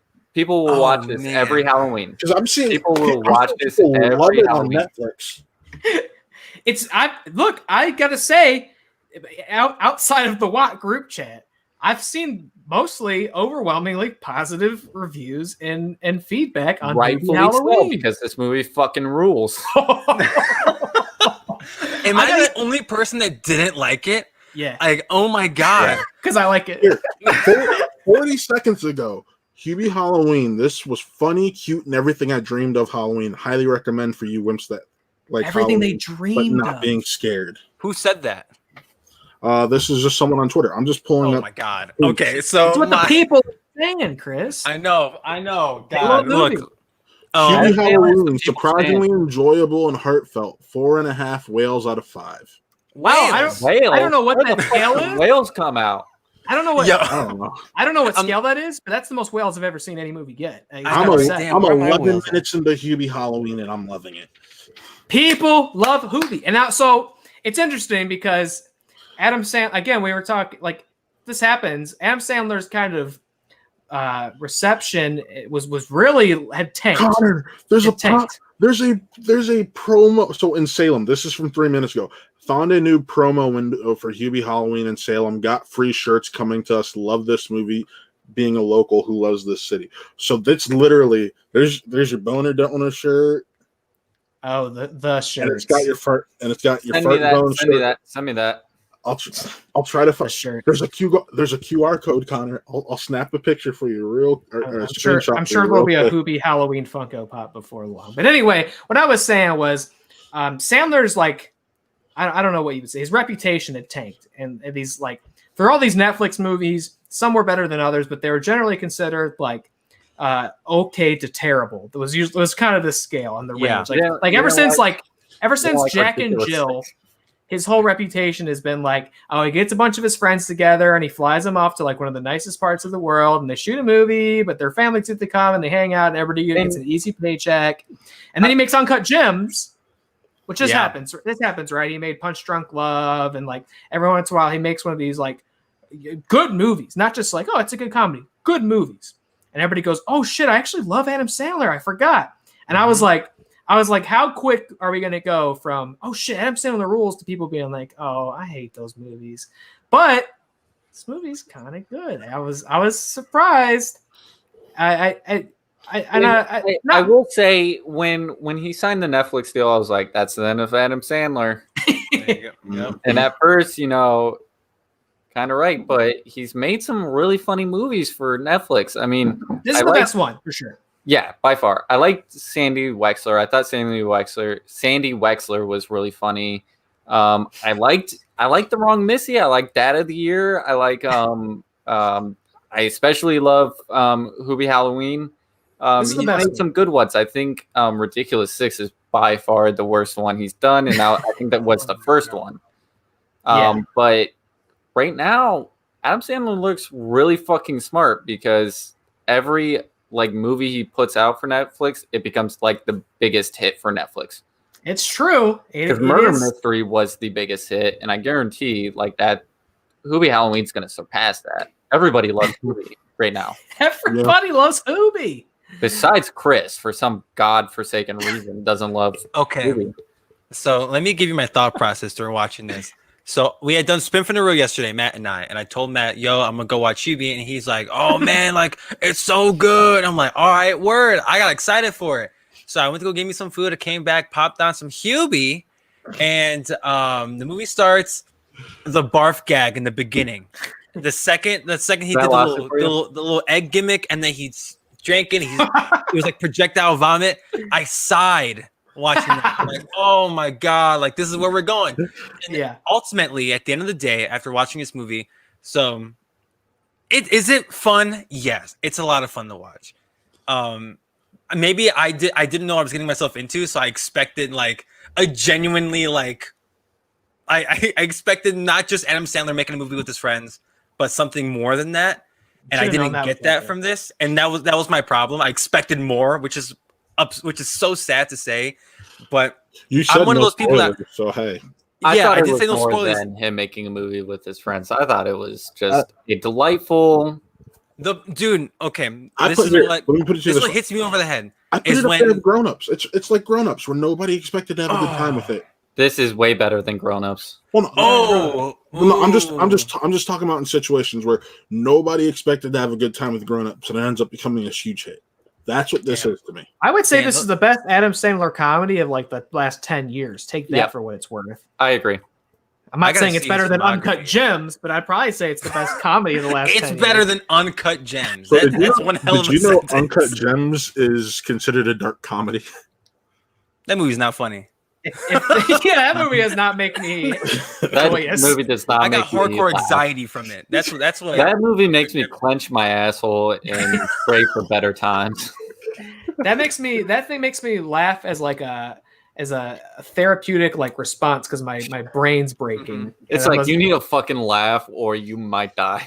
Yeah. It's a tension release. I laugh on this. This look, and I think maybe part of it is because he kind of got back to the classic formula. Of where he's kind of playing a character and isn't just Adam Sandler kind of sleepily walking through the movie again. You know, he is playing one of those classic Happy Madison type characters. I mean, it's got the jokes that you expect from him. Like Chris, the way you reacted to the vomit gag is the way I reacted to the like him driving the bike into the car and go flying off and going wah! Like that's the most like that's Adam Sandler in a nutshell. He runs into something and he flies over it and he yells. That's. And also, I kept laughing. The bit though when he was doing this was funny. I like that. Yeah. For someone who loves Halloween so much, he's so scared of everything. Okay, those scenes were funny. Like when he was in the school and he sees the zombie kid, he's like, "Burn him!" That's the Sandler thing. The Sandler thing is like, I'm doing this real flesh right here, and then he starts screaming. Like that's a good Sandler. I cried laughing when he's like, "Burn him!" Yo, that was the first good laugh I got in the whole movie. No, that was like he said, "Burn him." Because that was only like a half hour. I was dying at the Kal-El thing with the hot dog boner. I was like, oh fuck. The part that the movie where I realized the movie wasn't gonna be like what I thought it was going to be is when we are introduced to the family to Julie Bowen's family while the foster kids and they're watching the news and every person on the news is Harley Quinn for Halloween. It's Harley Quinn, and I thought like okay, like this is genius. Whoever's idea this was, 'cause I know Adam Sandler co-wrote this thing. He's like, oh, this is genius. And I'm like, you know what? I'm just gonna swallow my pride and watch this thing. And the part that really hit me over the head with this is Happy Madison to a T is when Steve Buscemi, he's already full werewolf at this point, and we realize that the guy, the person that escaped from the mental facility was Rob Schneider. And which I totally thought was David Spade the whole time. I thought it was David Spade the whole time. I did too. The hair, I thought. Yeah. Can I just say this needs to be known? HUBIE Halloween's #1 on Netflix's top 10. Well, oh no! It's been a few days. Of course it is. It's only been we a day. need one BR. We need one BR to get back up there. Take it back. No, it's true, man. These Sandler things are always a titanic hit for Netflix. Like, oh yeah, Netflix is talk about Adam Sandler being the winner. Netflix is the winner of this whole thing. Yeah. You get a beloved actor, writer, filmmaker like Adam Sandler to get X amount of movies out of him. And geez, regardless of what you think of his movies, like screw me, I'm dumb. I'm obviously in the minority of this thing. Like I don't know what I'm talking about, but they're successful, and people are going to go out and see this thing, whether it's in the theater or not. We got you boxed in, man. It's 3 HUBIE fans. You're surrounded. I know. Dude, I almost forgot the Shaquille O'Neal gag. Oh my god. Yeah, that was good too. Shaq will do anything. It's got to be said. When the wife came out, does Connor have to go pee? He didn't say anything in the and he signaled. He's all right. Okay, but no, Then way to out him like that, Matt.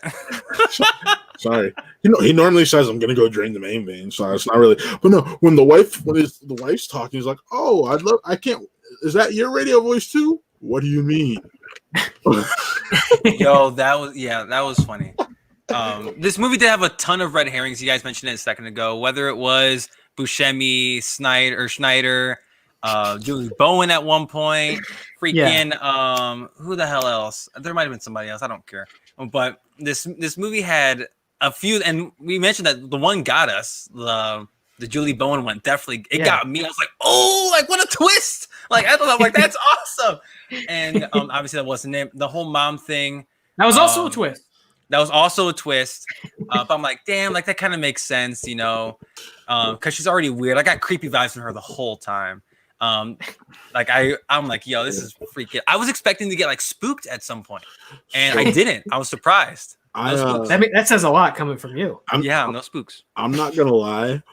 When Hubie's sitting there and he's thinking about all the bad stuff, I'm like, for a split second, I'm like, wouldn't it be the most fucked up Sandler twist if he just actually let them all burn?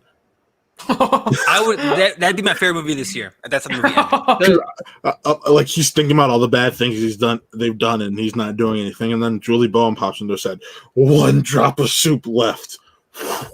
It's like Ray Liotta, Dad. Ray Liotta Liotta's in this. He shined because he was funny as hell. When he's at the funeral and the mom is like yelling at him, I don't know why, but when someone like speaks like a mix of English and Italian, I don't know why it's so funny. Like he's speaking Italian to his mom, and then he's like, I don't know what you're mad for. And then speaks Italian, and then she's like speaking Italian back to him. He's like, disrespectful. What do you mean? I don't know why, but that's just so funny to me. Dude, I have to deal with that at literally all of Jenny's family dinners. It's so funny to me. Like a mix of English and Italian in the same sentence is so funny to me. It's so normal in my life now because all on Jen's side of on her dad's side of the family, her dad and all of his older relatives are literally straight off the boat from Italy. Oh shit, that's so cool. So like, for example, last Sunday we had dinner at her grandmother's house because her cousins were in town. They're sitting there talking in English, and then they go into Italian and flip back to English, and you're just like, It's so funny. I don't know why. I loved Ray Liotta in this. You guys talking about this made me just realize we never did the Gotti watch along, so we might have to remedy that in November because that's that movie. You'll be just giggling the whole time. You know what? I'm just trying to think of like right now because I laughed too. I think the first big laugh I had was when the neighbor is yelling, the neighbor woman with the cat is yelling at HUBIE. Oh, Melissa Villaseñor, yeah. And then the woman pulls up and is like, "I'll strangle you if you don't leave HUBIE alone." It cuts back, and the woman's freaked out, but the cat's like, "Eh!" Like it's such a stupid juvenile. It's such a stupid juvenile gag. So but it made me. I didn't expect it, so when it cut back to that cat's fucking face, man, that's when I like relented. I was like, "All right, HUBIE, you got me. I broke. Let's keep going." And the scene in the cafeteria when he's screaming at the kids. When the little sister's like, "When did you get cool?" He's like, "It comes and goes." Dude, no, okay. When I realized it was him, because Matt, you texted in the truth chat too. You're like, I didn't even realize it was him at first. I didn't either, and I was stunned because I was like, he's like a man. Yeah. What the fuck? Those Stranger Things kids, dude, they grow like 10 feet every season. I saw Millie Bobby Brown and Enola Holmes, and I was like, she still looks like kind of pretty young. Like, I don't know what it was, but like he walked in, he was like, "Hey, what's up, guys?" I was like, "Oh no, I'm getting so old." Well, like the first time you see him, you don't realize it's him, and then when you're in the coffee shop, you're like, "What? That? That's exactly how it hit for me." I'm like, that's Will Byers from Stranger Things. Like, He's what like the- 6'2", dude. He's gonna fucking cross up and dunk on a Will Byers Demogorgon. he's gonna punch one of the Demogorgons in season 4. how Like, smooth, my God. how smooth he was with the whole it's like, I saw you were trick or treating. Oh no, it wasn't. He's like, oh, I thought it was kind of cool. It'd be even cooler if you brought me a Kit Kat. Had him in the heart. I was like, yo, this kid's smooth as fuck. Yeah, shout out to Kit Kat. I'm like, I wanted a Kit Kat after that, so I'm like, damn, that worked. Like that shit worked. And I'll say the kids stuff, like they kept it like pretty.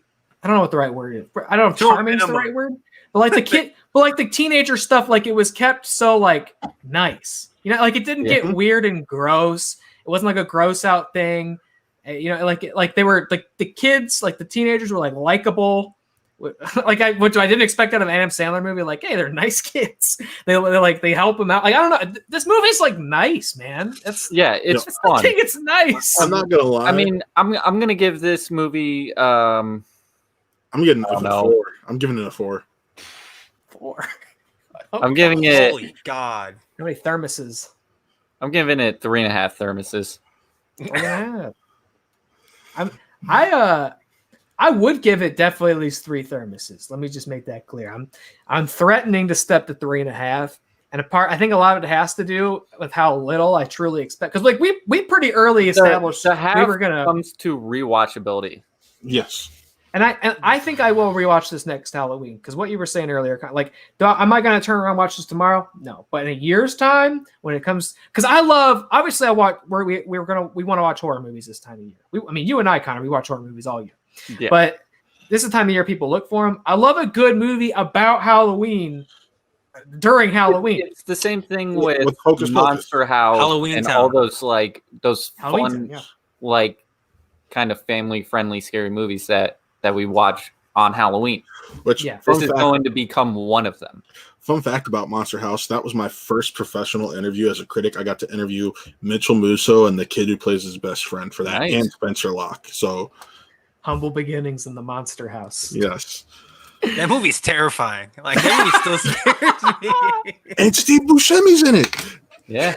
Steve Buscemi. The Hubie Halloween and Monster House crossover we never Chris, wanted how many thermoses? We have 3, 3.5, and 4.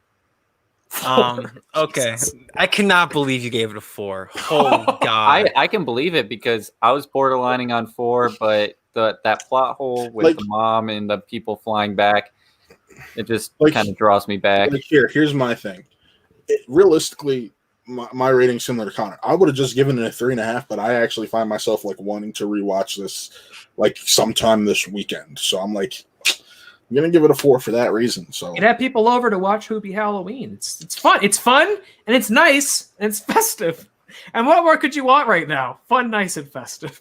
And before I reveal my thermoses rating, I do want to say, so let me preface this as maybe a hot take for everyone, or hot whatever the hell, unpopular opinion. But I'm not the biggest fan of Adam Sandler's movies and his shtick. So let me preface with saying that. I do some of his films I do love. Happy Gilmore, fantastic. And I mean, he has like The Water Boy. Like he has some of the better comedies of the 90s, and that shtick is the big reason why that movie works. So Big Hubie Daddy. Halloween. Love Big Daddy. Big Daddy's another one. Big Daddy. Also on So- Netflix currently. Which I'm laughing. And that's Netflix what I is- wanted to touch on real quick is he's so unproblematic, and he always That too. like he That's puts interesting. in Yeah, I like never thought of that. He's a puts good, in he's a decent things dude. like in Big Daddy, like his friends are gay, and one of his friends are like how are we supposed to react to this? And he's like, what do you mean? And he's like, well, they were like brothers to us, and he's like, well, they still are. They're just They're our like brothers very who gay kiss each other. brothers. Yeah, he's Adam like, Sandler, a In true this one, progressive. he puts in like the asexual thing, like yep. I'm asexual. like nobody's That really turned talking about me on. asexuality. And he like That bit was the nun comes up and she's like, I'm asexual, but that girl gets me like horny. And I'm just like, what? I do want to so say funny, but it also brings up a topic that's not like that's not really noticed. It's not being cruel towards it. Yeah, like it's being like kind towards, and it's like giving you like more context to it. Like I never thought about that. someone's Sandler like, before, man. Yeah, I never thought about that either. What does that mean? They're gonna look it up, and they're gonna be like, Adam Sandler's whole thing. Like a lot of his movies are like about who cares if someone's different than you. Like treat them with kindness. Like that's his whole thing. Like a lot of his movies are like have that message into it, and it never gets old. Like it's just it makes you smile, and this is one of them. Making me love this movie even more. 3.5. 3.5. Can I say Like I love Adam Sandler. Like I used like when after Grown Ups 2, I was like, I'm sick of Adam Sandler because I did not like Grown Ups 2. Hilarious. I didn't like Grown Ups 2. I like Grown Ups 1. Yeah, Grown Ups 2 I did not like. And then Ridiculous 6 came out like right after. I did not like it, but keeps coming out with stuff that I really like, and this is my favorite Adam Sandler comedy in the last 10 years. Can I say something real quick? It's weird to me because I noticed this yesterday. Normally, Netflix is like pimping out the new Adam Sandler movie, like on their main page. When I went to watch it yesterday, Big Daddy's getting pimped out. I went to check its ranking. Big Daddy's still getting pimped out. I'm like, Halloween, this is going to be top billed. Oh, I'm hoping so, but I'm sitting here. I'm like, why is Big Daddy getting pimped out when you have this really good brand new movie? I mean, people Because probably what's going to just come up after Big Daddy? Big Daddy's like a beloved Adam Sandler movie. People are going to watch that. And what comes up after that? HUBIE Halloween. Yeah, Netflix knows they've got their algorithms. There's some arcane science behind all of it. So Chris, give us your thermos rating. Yes, please. Oh yeah, that's what we were doing. So Adam Sandler, not for me.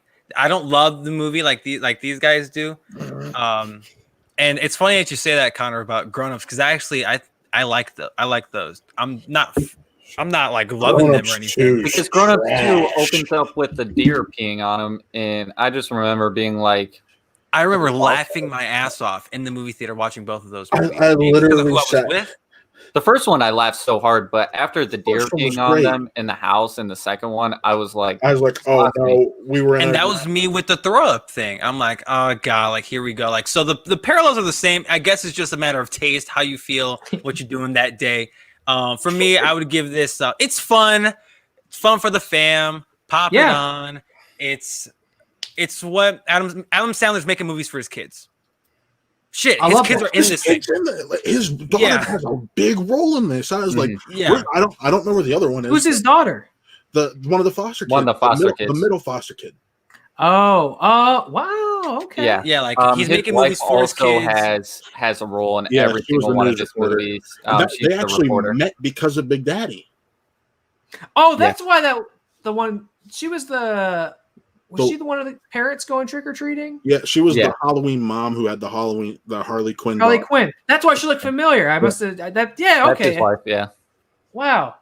I mean, well, again, there you go. Again, his whole strategy, like, oh, my friends and family get paid and they get to make a movie. Yeah. It's like, but I mean, who am I to? You can't condemn that. Like, if I could do that, if I could just like make a Netflix movie and put all you guys in it and get you guys paid and we have fun and hang out, like. I'll do that as many times as people will let me. So I can't. How can I get mad about it? You know? No, like, and I ain't mad about it. That's my thing. That's what I'm like. I respect the hell out of it. Good on him. Damn. Like, and like I said, I love the other movies that he did with his friends because I mean they're goofy, they're funny, and it's a bunch of comics doing. I bet a lot of this stuff is riffed that they're doing on set. You know, so like I can't help but respect it. But with that being said. 2.5 out of 5 whales. Whales. I'm not the biggest fan of this thing. Personally, I have no intention of rewatching this thing. Not because I hated it. If someone were to be like, "Hey, Chris, want to watch HUBIE Halloween?" I'd be like, I mean, what if your little brother asks you? Oh, why? Of course, he can ask me to watch freaking what's a piece of shit. He can ask me to watch Little Nicky. I'm like, all right, like, I guess. I'm sorry, Matt. The fuck did you just say? What do you say? I forgot about Lil Nicky. It's a joke. I'm not a SpongeBob guy. I only saw like 4 episodes growing up. Sponge Out of Water is literally one of the funniest movies ever made. I've never seen it. The only SpongeBob movie I've ever seen is the first one. Wow, he cares And a that lot movie about rocks. SpongeBob. When I The worked first at one Family rocks. Video, I would play Sponge Out of Water for 12 hours straight. And you still have feelings for it. It's so fucking funny. Oh my god! I haven't seen it. There's God, this I might have to scene watch where it now. Antonio. There's like 3 seagulls, and they play like characters in like the overarching like story. And Antonio Banderas burns one of them, and his feathers fly off, and he's like, "Oh no, my feathers!" And I just laugh every single time it comes up. Okay. Before we wrap, Connor, I just want you to do reads. Chris is wrapping it up. He knows. I want you to do reads of like the Hubie Halloween script. If you were to get that, get your hands on it, I would watch you read that and do the character voices the whole time. Only 3 Dugaritas would do the trick. 3 Dugaritas. That Yeah. I could see there being like a Dugarita Burn him. dance sequence. Like it's like the Dunkachino thing with fucking Al Pacino. You know what I'm talking about? Is that Jack and Jill? Al Pacino doing the Dunkachino. Like I could see you doing like a Dugarita thing. Think about that sometime. Do that sometime for us. I mean, if you got the time. But I mean, y'all crazy kids are busy for the month of October. Yeah. And Hubie Halloween, the fact that I cannot believe I'm the one that was like, I'm the Debbie Downer about this. I can't believe it. I like the trend that's forming where Chris comes on really scared and he's like, I don't really know what this movie was, and I didn't like it. It happened for Devil all the time as well. We're 2 for 2 so far. I mean, hopefully one of these days I gotta watch what's it call it? I hope Alok isn't watching this. Because I hope he is. I have to watch 1BR still. He knows. He's calling you a bitch. So let me address that if you guys will let me. Alok, man. We haven't met formally. We have mutual friends, which is awesome. But I have you don't gotta call me what do you call me?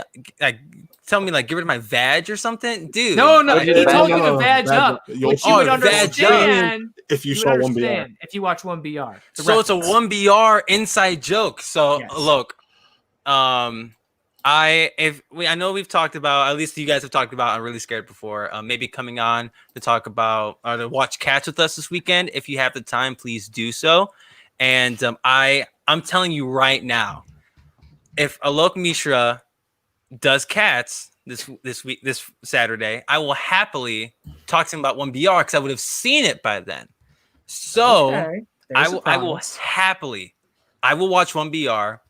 I'll probably do it before Cats because it's a great segue into Cats. You'll have to do it before Cats because we're watching that live. Yeah, we're watching that. Speaking of that, I think I might like this movie. I'm telling you guys right now, I might like this movie. I think Cats? Wait, Yeah. you might like Cats? You Is that like what- Cats, but you don't really like Hubie Halloween. We're gonna find out. That's my guess. My guess is that I'm gonna like Cats. That's Chris, my guess. I'm gonna tell you right now, you're not gonna like Cats. You might like watching Cats on October 10th on this channel live at I believe 8 p.m. right now is the plan Eastern Standard Time. 8 p.m. Or perhaps- depending on what you after you get in contact with the guests. That is the key there. Shoot for 9. I would like to watch the whole thing with For everybody. 9 maybe. Yeah. I would like to start drinking Dugaritas. Are you okay? I think there's only one person watching. I hope it's not someone from my work. I would like to start drinking Dugaritas at 8 p.m. while I'm on the clock. Get nice and toasty right before 9 o'clock. Come on stream at 9 o'clock and watch Cats. Yeah, that's gonna be a trip. But in summation, Hubie Halloween. Hubie Halloween. Love it. Like it. Gotta have it. I mean, still watch it. Check it out. Like obviously, like I'm the Debbie Downer, but like it just wasn't my cup of tea. You know, there's some things that made me really laugh in this thing. The burn him, or what I forgot to mention at the police station. the werewolf Steve Buscemi's handcuffed to the thing, and and he pisses himself. I laughed my ass off like that. I thought that was the funniest part of the whole thing. He's like, "What'd you do?" And he's like, "I just peed on stuff. I peed on a gravestone. I peed on a sidewalk. I just been peeing on things." He's like, I'm peeing right now. I'm like, oh Jesus Christ. So if you can tell, I'm a hypocrite. I don't like the barf, but the piss joke is fucking hilarious. Do something for me after this show. Just think about all the funny and like delightful things of that movie. I guarantee, like, the more you think about it, the more you're gonna be like, all right, I did kind of really like that movie. You got my rating to go up while you were talking about it. So take that for what you will. And it's not that I disagree with you, Connor. I just couldn't rock with Hubie as a movie. Like, I'm not saying I disagree with the message or I didn't see the message, because that was the whole spiel at the end of the movie. Is, you know, like, just because Hubie's different, like, doesn't mean you should shit on him. But there's just some things I didn't like the gag of him riding on his bike and dodging things that people are throwing at him. I thought that was funny though, when he would be somewhere where no one else would even be for any reason, and there's still objects coming out of the frame, like someone throws like a tuba at him. I thought it just got overdone. I thought they did it like one or two times too many. It was funny the first time, but like after that, I'm like, okay. But like I said, it's just me. Like that's just my 2 cents. I don't regret watching it. Well, you heard it here first. Apparently, Chris does not like delightful things. Everybody else does. HUBIE Halloween, sure to become a Halloween classic. Go check it out. Streaming on Netflix right now. Yes. Just in time for the holiday. Yes. You gotta love it. Guys, thanks for watching tonight. Be sure to tune in. YouTube, the King for Rings. Is that like a LeBron thing? Yes. The King for Rings. What's that? That LeBron guy? Tomorrow night. Who's that? Tomorrow night, Chris Anthony Lopez and Nick Ballbach present Wrestle Reel over on our YouTube. It'll be up on audio platforms shortly thereafter. Should we hint at something? I mean, spoiler alert, Wrestle Reels are pre-recorded. I think it's no secret by now. But yeah, the rest of October we have a lot of stuff going on, some spooky related things in regards to the world of professional wrestling. Next week on the show, we're going to be talking about Halloween Havoc 1995. Love that. Which is one of the we're going to try and do a commentary with it as well, but we'll get more information on that next week when it comes to Halloween Havoc. And we do have a crossover planned that some people that are currently on the stream with me may be a part of. So just keep in mind, follow the socials and just stay in the loop. But Wrestle Reel every Friday, and I believe this one's going up at 5:30 or 6 Eastern. It's going up at, I think we decided at 6 because it's only an hour and a half. Yes, and it's our WWE draft preview. The draft is tomorrow. We talk about Retribution again because it's the worst thing in professional wrestling at the moment. And we just talk wrestling. It's the most unconventional wrestling show that I see on the internet. So just go ahead and check us out if you like professional wrestling tomorrow. I love it. I follow wrestling by listening to Wrestle Reel, so I can't recommend it enough. That's how I get my wrestling news. Again, Saturday night on this channel, live watch along. Cats will be streaming on HBO Max. We may or may not have some guests on for that. Either way, it's going to be delirious and belligerent and weird and freaky and scary, and there'll be lots of buttholes to be found. So make sure you come back for that. Also, we've got Really Drunk coming Saturday. We are really drunk. October 17th, the first episode of Really Drunk. Before Invisible Man. Before Invisible Man will be dropping. You can find myself and, well, you can find Taylor teaching me about cryptozoology. Cryptozoology, that's right. We'll be talking about all sorts of creatures and freaks and the unexplained. Taylor picked the topic, and he will be picking the drink that I get absolutely annihilated on. Is that the gimmick? Yeah, the guest picks the topic and the drink. Wow. You know what? Maybe I do want to do Really Drunk. Yes, it would be really fun. A special drink. Whatever you pick, it can be a beer, it can be a mixed drink. Whatever you pick, I'll get I'll the ingredient with you. And you better kill that Statesman on Saturday night. I'm tired of looking at it. and There you go. I'll make it, I'll drink it, whatever. So we're really excited about Really Drunk. It's gonna be fun. Yes. Um, Lastly, make hold sure on. you come back. Oh, I got maybe not a couple lastly. plugs. Okay. So Monday, Really Trivia Showdown returns from its little hiatus. We got our first match back, which is Allie, the Assassin Swift versus Tommy Bling. Also, Wednesday, Chris and I have arguably our second biggest episode of Spin from the Reel, where we're going to be teaming up with the Ultimate Schmodown Show boys, Boggs and Mike. Not Mike, Boggs and Colin. Really excited about that. Mike is another guy who is behind the scenes for them. And then I can say, after talking with Nick today, we are announcing it because we're going to try to get this done relatively soon. We have one of the first Real Entertainment shorts coming up that we're going to try to get done in November, and that is Smoking Around the Christmas Tree. We're going to keep the subject matter under wraps a little bit longer, but Smoking Around the Christmas Tree is going to be the first Real Entertainment short that with some decent length that we get done. So, yeah. There it is. A lot of stuff to look forward to, as always. Make sure to come back Really Scared next week when we talk to actor, director, and podcaster Roger Connors about his new feature film, Rebirth. And lastly, but not least, you got to make sure you follow Really Scared on Instagram. So go do that right now, at Really Scared. We love it. We're trying to build that platform up. Yeah, get some we've cool stuff got done. some stuff planned to debut on the Instagram, content you won't find on the stream, on the audio platform. We're going to have exclusive content on the Instagram, so definitely follow that for more stories that you might miss, and all sorts of things.